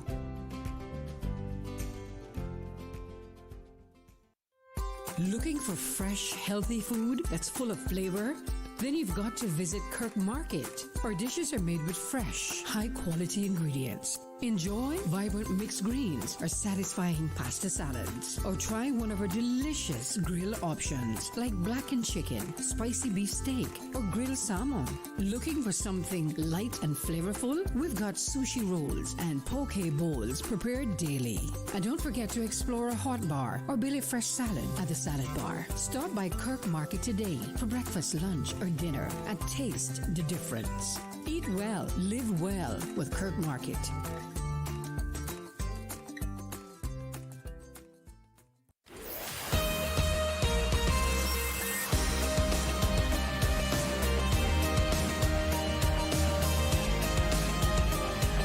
For the Record with ORRETT Connor.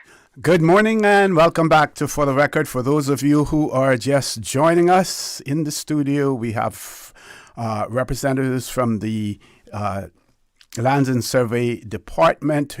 We have the Deputy Director, Ms. Sophia Williams. We have the Chief Surveyor, Mr. Darren Kelly, and of course the Director, Mr. Uchi Obi. I want to remind you that the phone lines will not be open. If you have any questions or comments, we urge you to please send them to our WhatsApp number, which is 925-3261. And one of our listeners did take the opportunity to send us a WhatsApp message. I will share that with you and our guests as well. Person says, does your guess mean that every land surveyor that is engaged by a private individual has to register the survey with the department? If so, is this for the department to sign off on the survey for accuracy? That is partially correct. Any submission, any survey done for land boundaries, otherwise known as cadastral boundaries, has to be submitted to Lands and Survey, and the survey is thoroughly checked against the laws, regulations, and technical circulars that govern the profession. Mm-hmm. Now, in the event that you want an investigation done, therefore a licensed land surveyor comes out and identifies your property boundaries, and the boundaries are found and confirmed to be in the right position, there is no need to submit a survey to us. Okay. In the event that you're doing a subdivision of a parcel, you're combining more than one parcel, or you're doing a reparcellation, yes, it has to come to us for check-in, authentication, and registration. Mm-hmm. And not only the private surveyors, but also our government surveyors have to go through the same process. Okay. Mr. Obi, we're going to come over to you for you to direct the traffic here, as far as the conversation is concerned. I think Darren wants to speak more about some other initiatives within the survey section. So, Darren, over to you. Correct. Right. We're very pleased to announce, especially to the landowners in Cayman and Little Cayman, that we're resuming private surveys on both islands. Mm-hmm. We know there have been challenges by the landowners in the past, especially getting a surveyor to come over from Grand Cayman. Yeah. It was cost prohibitive, Mm-hmm. right? So now our surveyors in the Cayman land office will be able to resume those duties at a small scale. Obviously, we still have government projects going on, mm-hmm. which they need to give their primary attention to, but they'll be able to assist more with the private landowners. Okay. And then if you talk about drones. We've done a social media post recently, and for those who do not follow our social media accounts, please do follow the Lands and Survey Department. We have Instagram, LinkedIn. Sophia, what else do we have? Facebook. We're on X. Right. Lands and Survey, just look for Lands and Survey Department. For the last week, I think in month of August, we were focusing on our land surveyors and just highlighting to persons the work that they do and the work persons don't see that they do. Mm-hmm, mm-hmm. So we highlighted, for example, our field assistants who actually help the surveyors and just how difficult that work is. They're working through swamps. They're working on through rocky terrain. Cliff rock. Yeah. Yes. You will see them waist deep in the swamps. You're going to see them on the beaches doing their beat surveys. So we really wanted to highlight the work that they do. We also looked at just how much of teamwork or how much we need to work together to produce a record for the government. We've looked at, for example, the projects that we have done for with the drone mapping, for example, how we helped with the Georgetown Revitalization Project, the Scranton Park, the East End affordable housing. So there's so much more that we do that the public don't see that we wanted to highlight. So we definitely want to encourage persons to follow us. There's, apart from also highlighting what we do, we also put out a lot of information that's usable to the public. So from time to time, we put out information about what the registry does, the different reasons why they may be asking you for information. So we're trying to be all inclusive. We're trying to do a great PR, getting the information out there to the public. Okay. I really do believe getting this information out to the public is key, especially when it comes to exposure. We're always looking to get more young Caymanians involved in the various sections in Lands and Survey. As I head up the survey section, my focus is on, exposing Caymanians to the land surveying profession and hopefully guide them into tertiary education so they get qualified to come back and, give back to the Cayman Islands, give back to our community. And if they're off the entrepreneurship mindset, maybe go out there and start your own business. So we want to, identify that talent and foster that talent.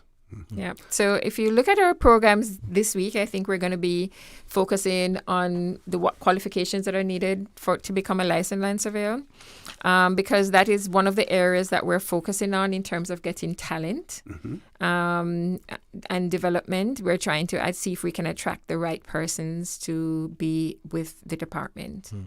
Yeah. I mean, we were going to leave this for the last. How many minutes do we have till the break? Another 5 minutes. 5 minutes, okay.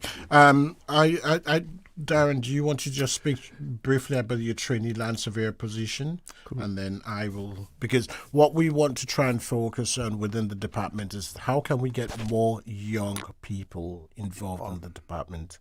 A lot of people don't know what we do. So we're thinking, how can we bring them in and expose them to what we do? And after exposing them to what we do, give them the opportunity to go abroad to study. And then when they finish their studies, come bring them back and absorb them into the department. That's exactly what we did with Darren.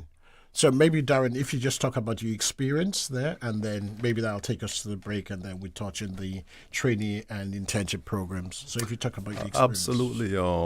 I was lucky enough to receive a government scholarship when I was a young little boy.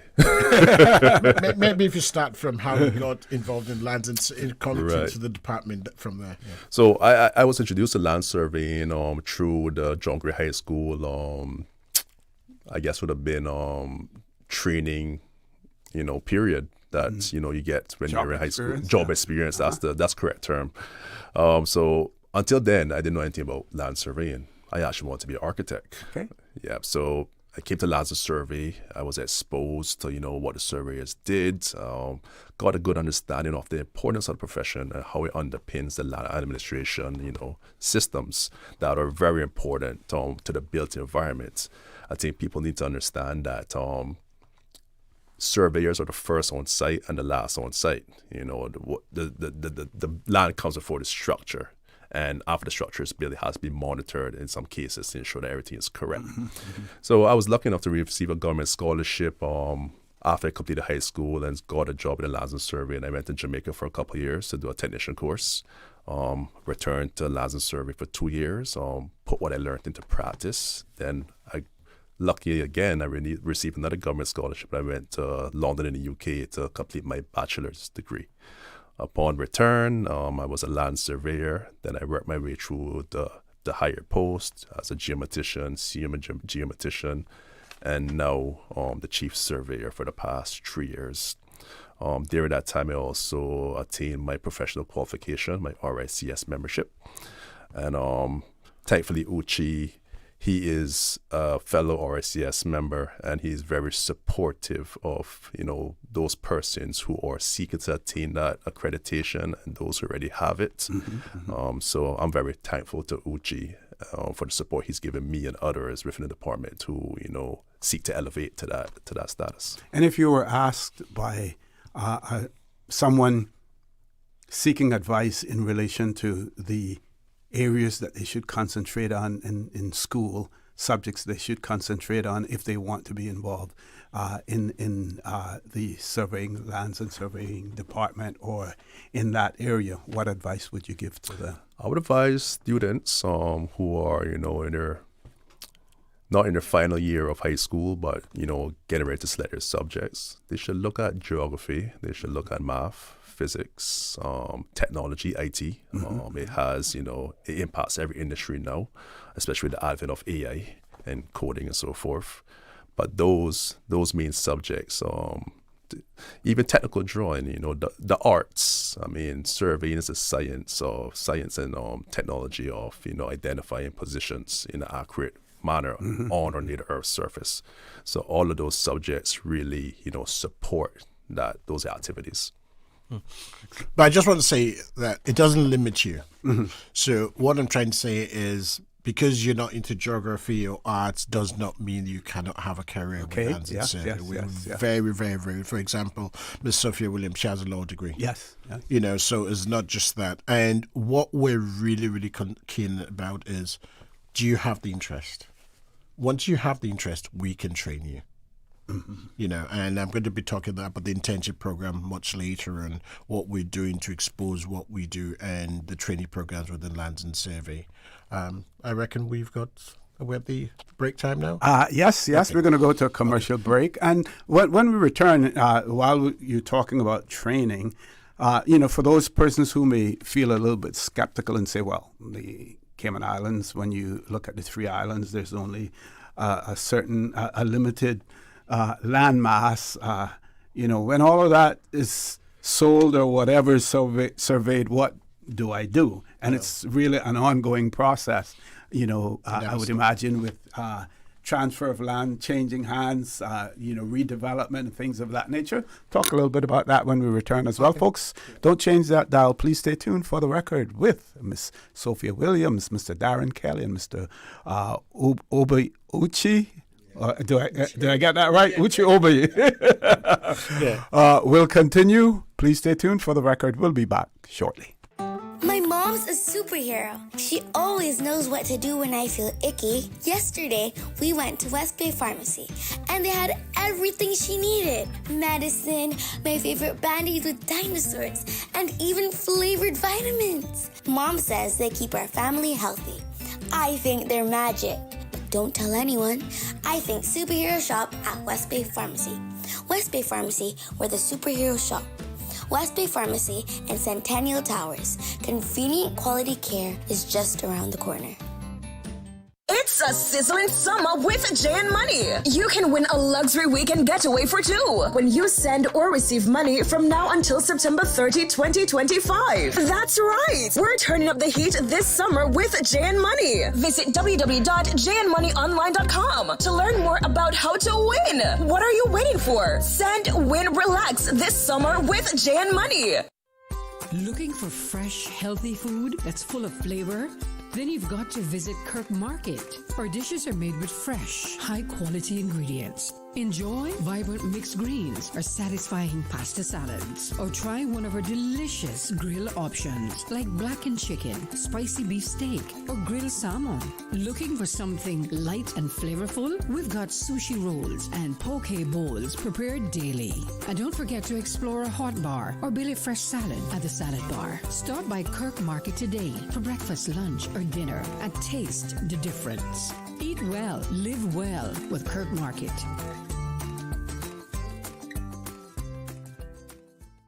Can you imagine your home completely organized? At Brand Source Custom Closets, we can. We specialize in designing and building custom closets and storage units for any room in your home, including the garage. With tailored designs and custom LED lighting solutions to fit your lifestyle and budget, our custom closets expert is committed to enhancing the value of your home with a solution that is uniquely yours. Visit our showroom or call 623-6774 to schedule a no-obligation appointment with our design expert. Brand Source Custom Closets, 209 Dorsey Drive, Industrial Park.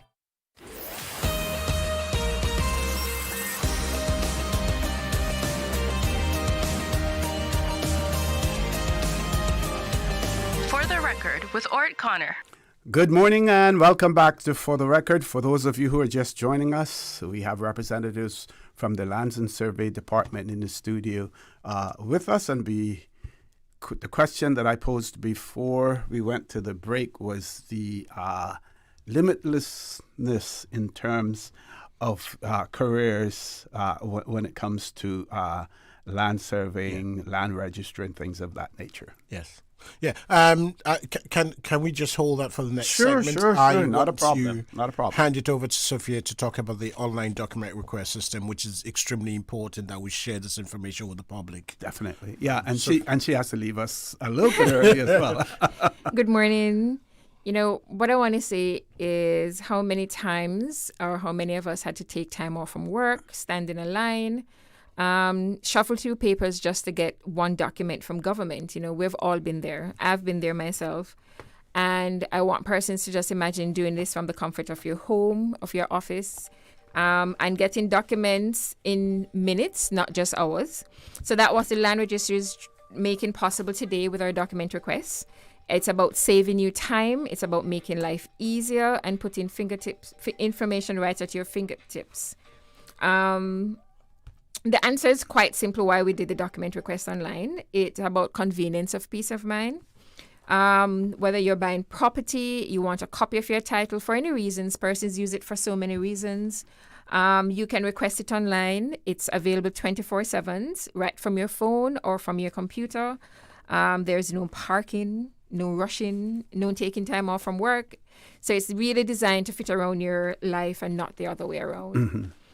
So through the system, persons can request, for example, copies of registers, copies of documents like your transfer documents, easement documents. Persons can request copies of their maps that show their approximate property boundary. And the best part about it is not just for professionals alone. It's actually designed for everyone. It's very simple. And how it works is you can visit through our Lands and Survey website, or you can simply go to lands.gov.ky, go to our document request section, fill in the parcel information you need, and you pay securely online. That's it. Your request is processed within a minute. 90% of it is automated. For example, the only part that may not be automated is our name search request. That may take us some time to double check to make sure that you're getting the right information. But the copies of the registers, you'll get a response from us within a minute. It's very simple, very easy to use. And again, as Darren talked about, it's the openness, the transparency, the security, the confidence, so that persons are able to transact business and that it is at your convenience. Mm-hmm. Now, you serve on a few shows before. We did have you on talking about the exercise that you undertook to ensure the accuracy of the data that you have in rectification. How did that go, and how has that helped you now in terms of moving forward as far as these online processes are concerned? That was I think, surprisingly, that was 2 years ago. Yeah, right? that long? Wow. Yeah. It was during their 50th anniversary that we did a waiver, and the uptake was, the response was fantastic. We were out in districts talking to persons. So the response to that was really great, where persons gave us they updated the registers with their names, they updated more importantly with their address. Mm-hmm, mm-hmm. And that is something that we still see the need for it in terms to continue. So we'd still encourage persons that you need to make sure that the address that you have on the register is up to date and is accurate. And it's important for so many reasons. There's so many transactions that affect that address. When your neighbor's building and planning needs to contact you or let you know that there's a development going on, ask for your comments, they're using the address on that land register. When we need to serve notices, for example, even to say doing the surveys, and we're sending out what we call a Section 18 notice that just simply says, your neighbor is doing a boundary a confirmation of his boundary, and we give you a date and time which we prepare so the survey can demonstrate that boundary to you. Mm-hmm. We're using that address that you gave us on the register. So it's very important that persons have the correct information so that you are able to protect your investment. You know, property is the single biggest investment anyone can have. Yes, yes. And it's really very important that you're informed, that you're participating in what could affect your investment. So we still encourage persons to give us that information in terms of making sure that your name is updated, persons change their name whether by marriage deed poll, and that the address, of course, is updated and correct. Getting to the point where we had the document request online, there's so much that went behind the scenes. You know, we had records from the office was established in 1972. So you're talking about millions of records, really. And some of those records really are still relevant in 2025 because you may have granted an easement in 1972 that is still relevant to the property. So persons need to get that information. So we have had to painstakingly scan and index all those historical records. We're still going through the process and we're hoping to do 100% completion by 2026. But enough, we have the majority of our information is online, so we're able to go forward and offer the document request system online. Yeah, that reminds me. What we're trying to do in London Survey is move most of our services online as much as possible. I remember you sent me an email a couple of weeks ago for the list of all Crown properties. Right. We've got that information. Yes. So what we want to try and do as much as possible is make sure it's on our website. So you're not calling me. You go to our website, you get that information. We hope to launch a new website at sometime in October. And there's going to be lots of information on that website, like the residential property price index, what the surveyors do, how they do what they do, why it's important.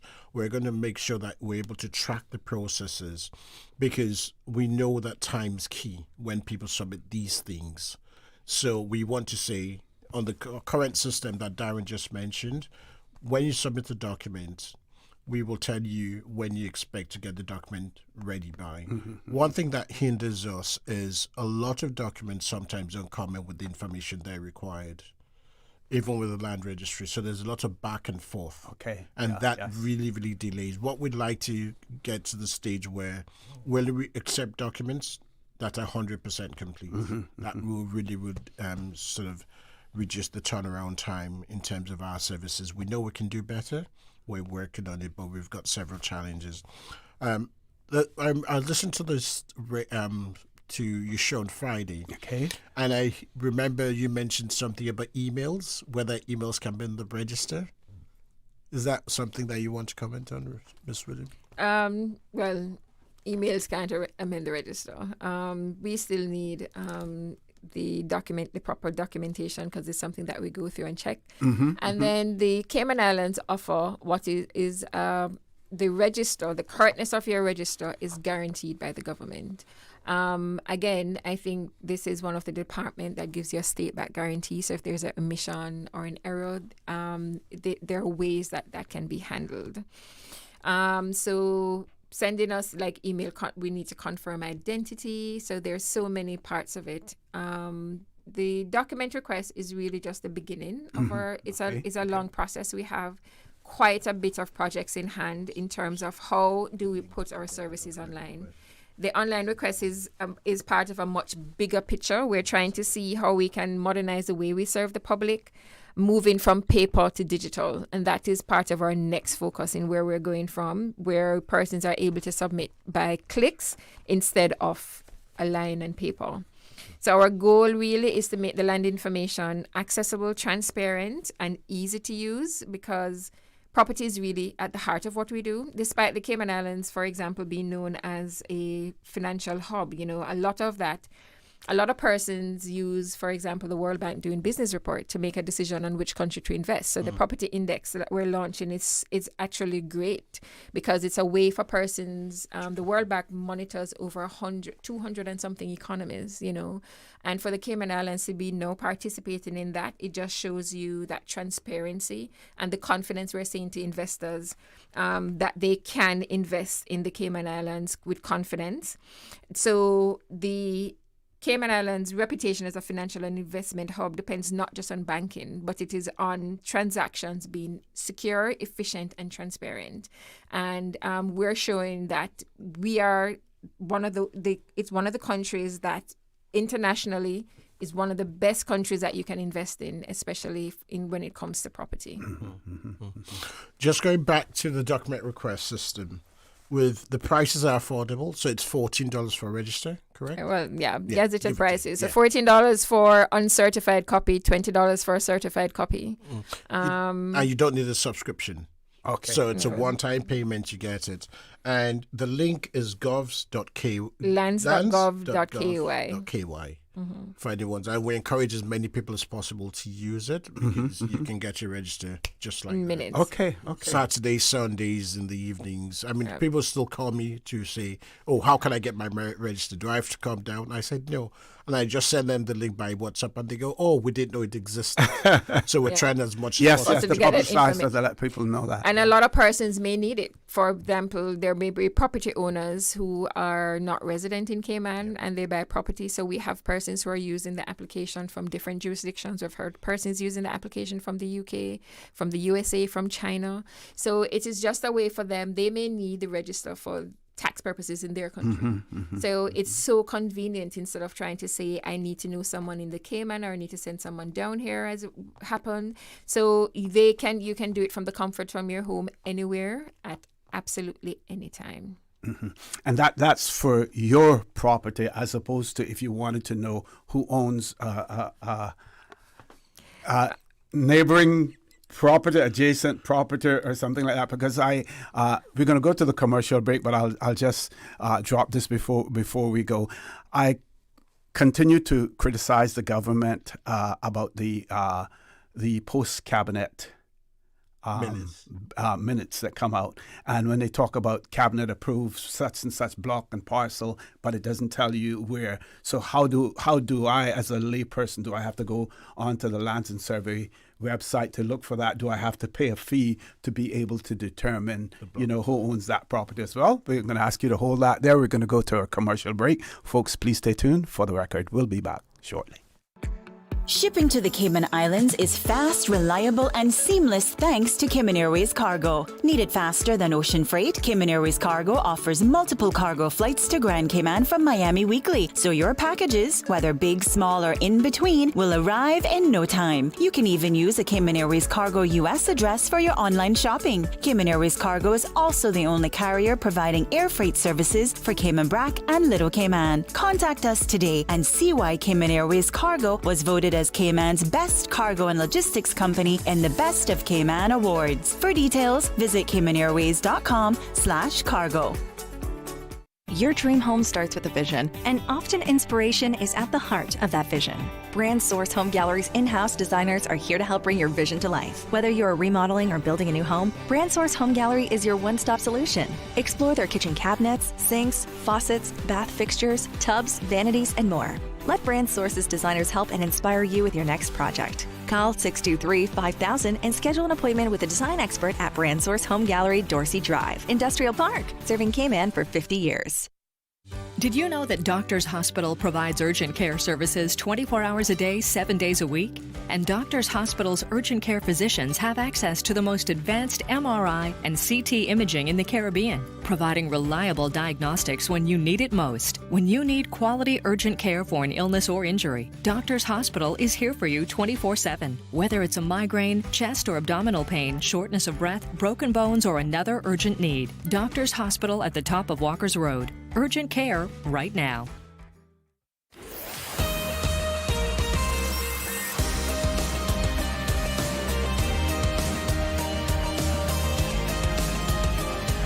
For the Record with ORRETT Connor. Good morning and welcome back to For the Record. For those of you who are just joining us, we have in the studio with us the Deputy Director of the Lands and Survey Department, Ms. Sophia Williams, the Chief Surveyor, Mr. Darren Kelly, and the Director, Mr. Uchi Obi. We have received some WhatsApp messages, some comments and questions as well. Some we're able to deal with now, but because the focus is more on the services that are provided by the Lands and Survey Department, and some of those enhanced services as well. We may not be able to answer all of the questions or comments, but wherever possible, we will ask our guests to at least comment in relation to those as well. I'm going to be at your direction, Mr. Uchi. Thank you. So we were talking about the document online request system, and we now want to focus on the training program within the department. We're, as I mentioned earlier, we're very, very keen on establishing training programs and exposing what we do to the next generation. We've been quite successful with Darren Kelly, who started with us as an office attendant and rose up to chief surveyor. Same thing with Miss Regina Ebanks, the Registrar of Lands, came to us. We sent her to law school. She came back, trained and all that. So we've been quite successful, and we want to push this not just in registry, not just in survey, but in other sections. So we've been able to establish 2 trainee positions. We've got one trainee land surveyor position that we were able to recruit a young man. He worked for us for 2 years, and last October he went off to the UK to study for a land surveying degree. He's presently with us as an intern, and the idea is every time he's on holiday, he'll come back to us and intern with us. Great.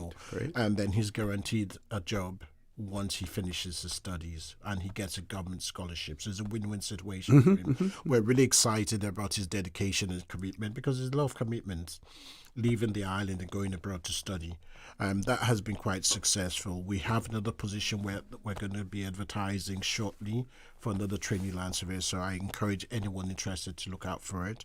We have a trainee valuation officer. In the last 20 years, we've been employing people from abroad as valuation officers.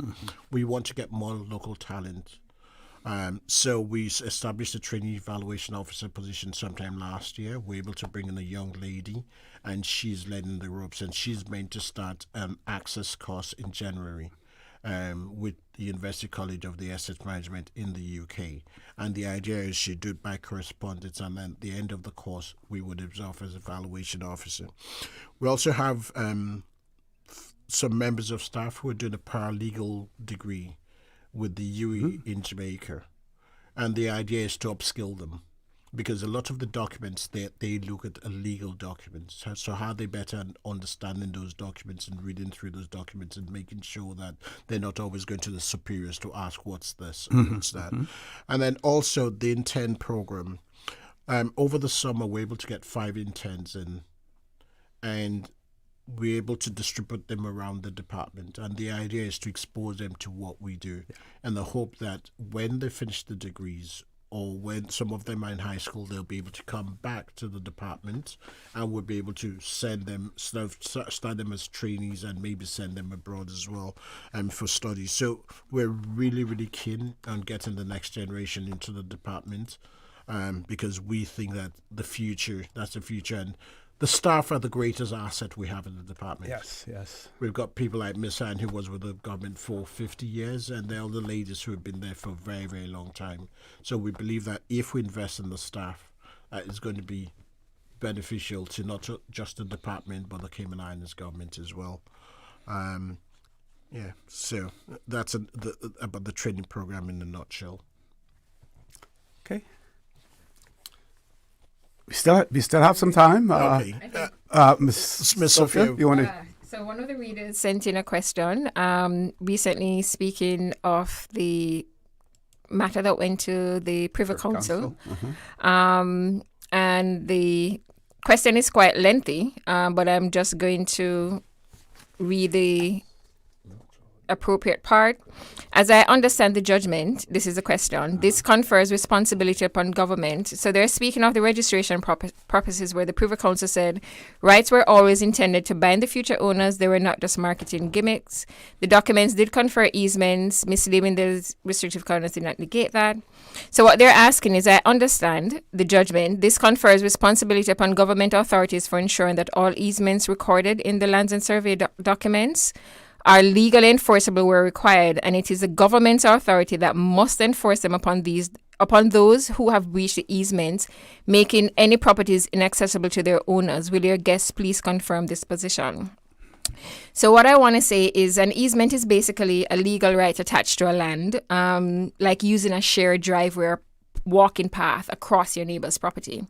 At Lands End Survey, our job is to ensure that the rights are properly recorded on the land register so that they're clear to everyone. But we do not go out and enforce them. If someone blocks a path or ignores the disagreement, it becomes a private legal dispute, and the parties may have to go to the courts to enforce them. What we give you is certainty that once the easement is on the register, it's official, it's binding, and it shows up for all future owners. But enforcement is between the parties to go to court, because for the Lands End Survey, or the registrar in particular, does not have judicial powers, can issue decisions that are binding on the parties. And that is reserved for a court of competent jurisdiction. So private disputes, we record them to ensure that it is binding and that it is something that you can take to court and have enforced. Okay, so anything else that you want to cover? Yes. Yeah, Darren wants to address your last question about blocking parking. Oh yes. Just before the break, in regards to the location of the blocking parcels from the cabinet paper extracts or minutes. Currently, you have to subscribe to our KeyMap online mapping service. Another option is to purchase a registry map extract at a cost of $5, which can also be done through our online document request system. Yeah. So unfortunately, now it comes with a cost. Hopefully, in the future, maybe we can provide some kind of digital map that might be able to give you a good indication of where this blocking parcel is. Even if it's restricted only to the government-owned properties as well, that would be a start. At the moment, we've got the street address locator in our system where you can put in the street address and then it comes up on the map and shows it. We intend to go a step further, where you can search for a property using a block and parcel number, just as a basic sort of search. So that's the intention. I don't know if we can go that far to include the name search, because it comes at a cost to us. Okay. So I don't think we can provide that for free. But what we can do is we can see whether it's possible for a one-time user to go in there and pay a fee to just use it for one time only. Can you speak to where, how far we have progressed here in the Cayman Islands and what it means to especially our sister overseas territories who may not have gone down this road yet in terms of the modernization of our land registry system? Talk about the sort of example that we set for them. So it's really, the example is one, the Cayman Islands are 100% fully registered, and that is an amazing feat. It also that we have simplified the process by using forms. We have simplified the process in terms of having all our services together, like you come into Lands and Survey Department, you can have registration, your survey, stamp duty processes in one. And we're also particularly proud of the time that it takes to get there. Our next part, having our services online. The request that you can make online, I think that is also something that is commendable as well. We're now looking at how we can do truly digital. So one of our proposals that we're put forward is, for example, to allow electronic conveyancing, which simply means that how do we allow persons to submit a transfer online and have it registered within a matter of minutes, or not days that it is currently taken. And that is something that we have been working on for the last couple of years. And I think we're finally come up with a solution that we think will definitely work, and we're definitely pursuing, and we're going forward with that. And the government is in support in terms of the electronic conveyancing, and I think that will be definitely it would be one of the first jurisdictions this side that will be implementing. And as simple as it sounds, it's not so easy. Electronic conveyancing in countries, it's not even fully in the UK. They have a hybrid system where they allow some Mercury signatures. So for probably most jurisdictions in Australia, New Zealand, Singapore. There are very few countries that actually have the electronic conveyancing, and that is simply because most of the courts worldwide have indicated that this is one of the single most important investment that a person can make, and they still protect it by having, even in the electronic environment, is still protected by having you still sign before a witness so that they know they can deal with confidence that it is the person who owns the property that is transacting with this property. Okay. So we're now working on how do we move our services online that will serve the general public and still maintain those persons who may still want to use paper, you know. We recognize that not everyone may 100% be going digital. So it's a lot of moving parts, because once you go digital too, we also need your payments to go through at the same time. You know, when we're transacting or when we go digital and you're able to submit at a click and your transaction is recorded within a few minutes, it also means that person need to be confident that the monies are flowing at the same time. So we have been in discussions with the Bankers Association, with the lawyers as well, as how do we make this work for everyone. With the real estate agents, it's a lot of moving parts. How do we make this work for everyone? Okay, and while you have the mic, Ms. Sophia, since I want to give you everyone an opportunity for some closing comments, but some may have to stay until the other side of the commercial break, but we want to give you, we know that you have another engagement. So some closing comments from you? So the closing comments from me is that the Lands and Survey is doing a lot of things. We're going through a lot of changes over the next coming months. I would encourage everyone to follow us on our social media. We're on Instagram, X, Facebook, LinkedIn. And what we're trying to put out is a lot of information. Also, I encourage persons to use the document requests. In addition from the request, there's also a message board on the application that you can speak to our customer service agents, and they respond. We've gotten a great positive feedbacks on the document requests, and I just want to also just a reminder to persons that we're moving in the right direction. We're being very competitive in terms of putting Cayman Islands as a jurisdiction of choice for investment. Excellent. With that, we're going to take a commercial break. When we return, we will hear from Mr. Darren Kelly and Mr. Uchi Obi as well. Please stay tuned for the record. We'll be back shortly. When a hurricane hits, unexpected costs can add up fast. Homeowners are usually out of pocket for these costs to get supplies or make minor repairs. But with Cineco's parametric coverage, you get automatic payouts within 2 to 3 weeks after a Category 3 or stronger storm, whether or not you have damage. Available only through Cineco Homeowners Insurance. Call 949-8101 or visit Cineco.ky for a quote. That's Cineco.ky to get a quote today. Cineco, keeping Cayman covered. My mom's a superhero. She always knows what to do when I feel icky. Yesterday, we went to West Bay Pharmacy, and they had everything she needed. Medicine, my favorite band-aids with dinosaurs, and even flavored vitamins. Mom says they keep our family healthy. I think they're magic. Don't tell anyone. I think superhero shop at West Bay Pharmacy. West Bay Pharmacy, where the superheroes shop. West Bay Pharmacy and Centennial Towers. Convenient quality care is just around the corner. Shipping to the Cayman Islands is fast, reliable, and seamless thanks to Cayman Airways Cargo. Need it faster than ocean freight? Cayman Airways Cargo offers multiple cargo flights to Grand Cayman from Miami weekly, so your packages, whether big, small, or in between, will arrive in no time. You can even use a Cayman Airways Cargo US address for your online shopping. Cayman Airways Cargo is also the only carrier providing air freight services for Cayman Brac and Little Cayman. Contact us today and see why Cayman Airways Cargo was voted as Cayman's best cargo and logistics company in the Best of Cayman Awards. For details, visit CaymanAirways.com/cargo. Why settle for noise when you can enjoy the hits that make you feel alive? Breeze 105.3 FM has the classics, the memories, and the vibe you've been missing. Switch your dial and catch the breeze. 105.3 FM.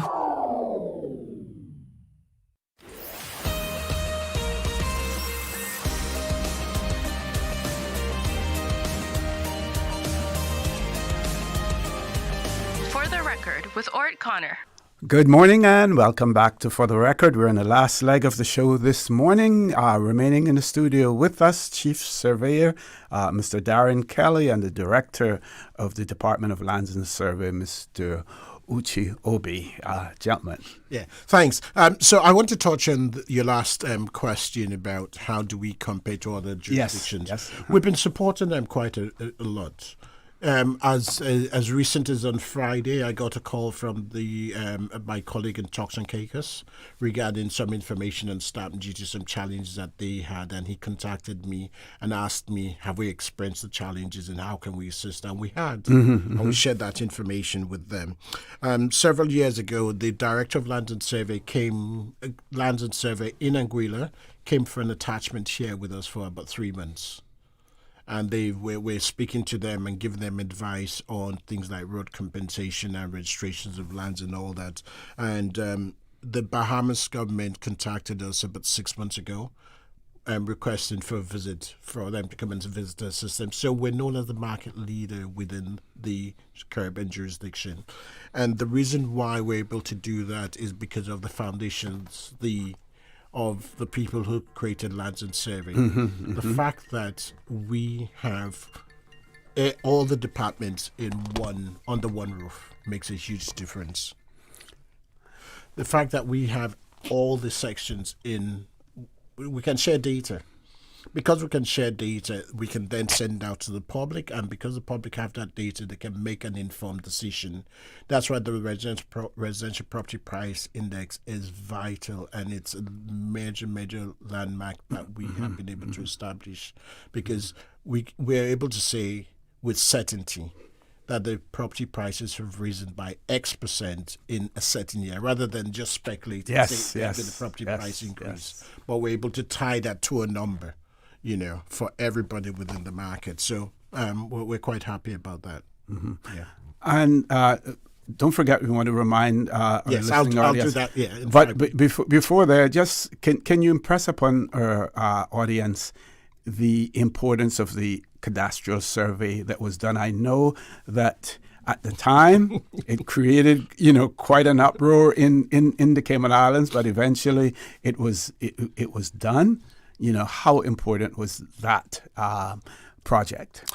Absolutely. We know that land can be a touchy subject at times because it holds so much monetary value. I wasn't around when it was done back in the 70s, but we have advanced so much from them. Back then, the surveys were done with a compass and a tape. Now we're using global navigation satellite systems, which we're getting accuracies down to 1/100th of a foot. And for those who are not aware of the acceptable standards for cadastral surveying, when a surveyor sets a boundary mark, it is to 0.15 of a foot. And if it's anything larger than that, it's not accepted by the department. So we have made huge strides in this area. We also use other tools to support these activities to identify encroachment, such as drones have come to the forefront. So we have a few in our arsenal. They're very good tools to get an eagle's eye view of a situation on the ground and capture information that could be inaccessible prior to the advent of drone technology.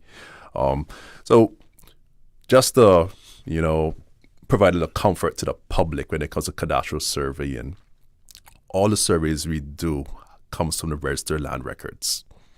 So it's not my take on it.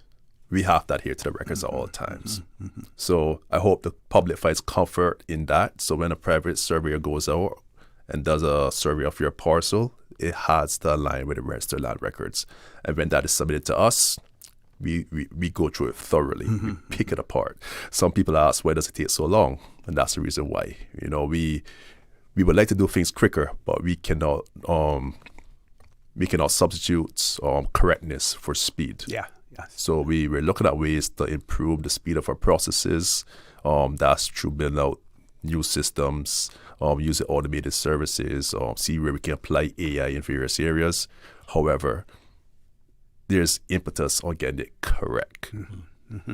One question that we had earlier as well that I wasn't able to share with you, the person says, when you're erecting a fence that borders another person's property, where should the fence be positioned in respect to your boundary peg or marker?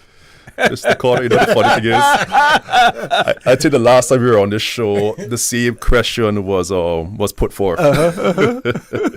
I advise that you put it within your boundary markers. Yes. Some people choose to share the fence and put it between the two boundary beacons, but as we know, land ownership changes hands. Yes. So what was agreed between you and that landowner to possibly maintain that wall or fence might not be the same going forward with a new landowner, and it can create a bit of contention. So just to protect yourself, put it within your borders. Yeah.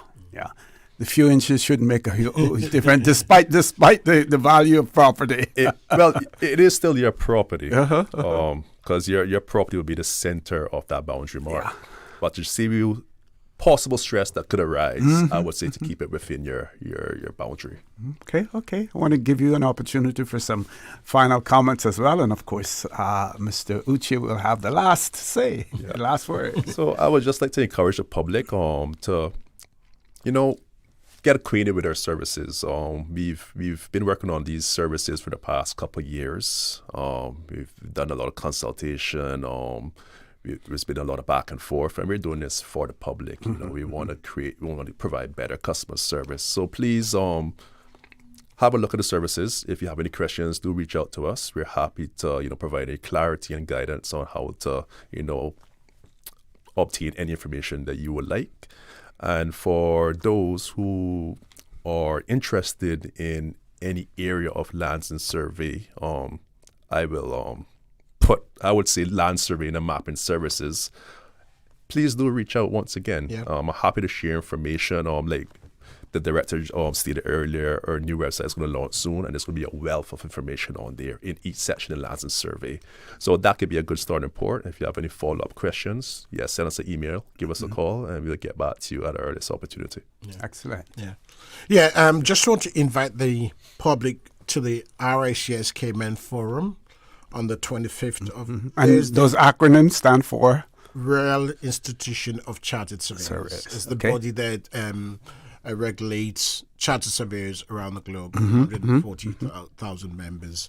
The event is on Thursday, the 25th of September at 5 p.m. after work, so you don't have to take time off work, at the Grand Marriott Hotel. The fee is $50. And at the event, we'll be launching the Residential Property Price Index. There will also be a panel discussion on the property market and the construction market, not just property, but construction prices, because construction affects the prices of property. We'll be looking at how the market has performed in the last 2-3 years, and we'll be forecasting how it's going to perform going forward. The panel includes Jeremy Hurst, who's going to moderate the panel, James Bovell, Matthew Keith, Denton Cole, Eric Cameron, Ruth Watson, and Amanda Borden. The event is sponsored by DART, Lands and Survey, Sandbar Capital, and IRG. Encourage as many people as possible to turn up for this event, because you're going to get a lot of information about the real estate and construction market, and it will help you make decisions going forward. Thank you once again for having us. It's been a pleasure, as always, chatting with you. We've got so much to cover. Yes.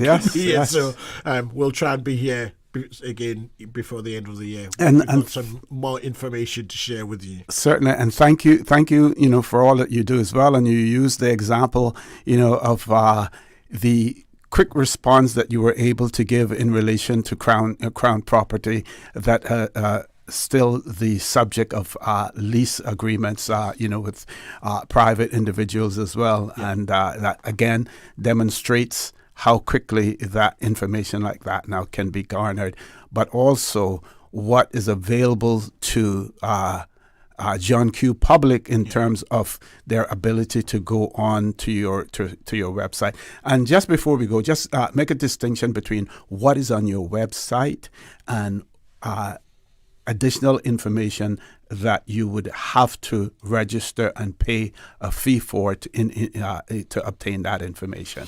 The difference. Like the land registers, you'd have to pay for them. The Okay. registry map, you'd have to pay for them. Information on ownership, you'd have to pay for. Sales records, you'd have to pay for. The reason why is that we have a subscription service that we sell to the public for that information.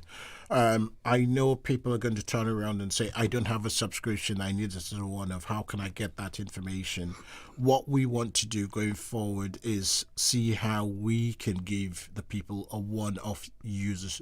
But as Sophia mentioned, if we're going to do that, how are we going to make sure that we receive payment immediately and people then don't move from having a subscription to having a one-off? So we're looking at those things now and seeing how can we make sure there is a balance between the subscription and the one-off user. But we want as much as possible to push as much information as we can to the public so that they don't have to call us. That's the idea.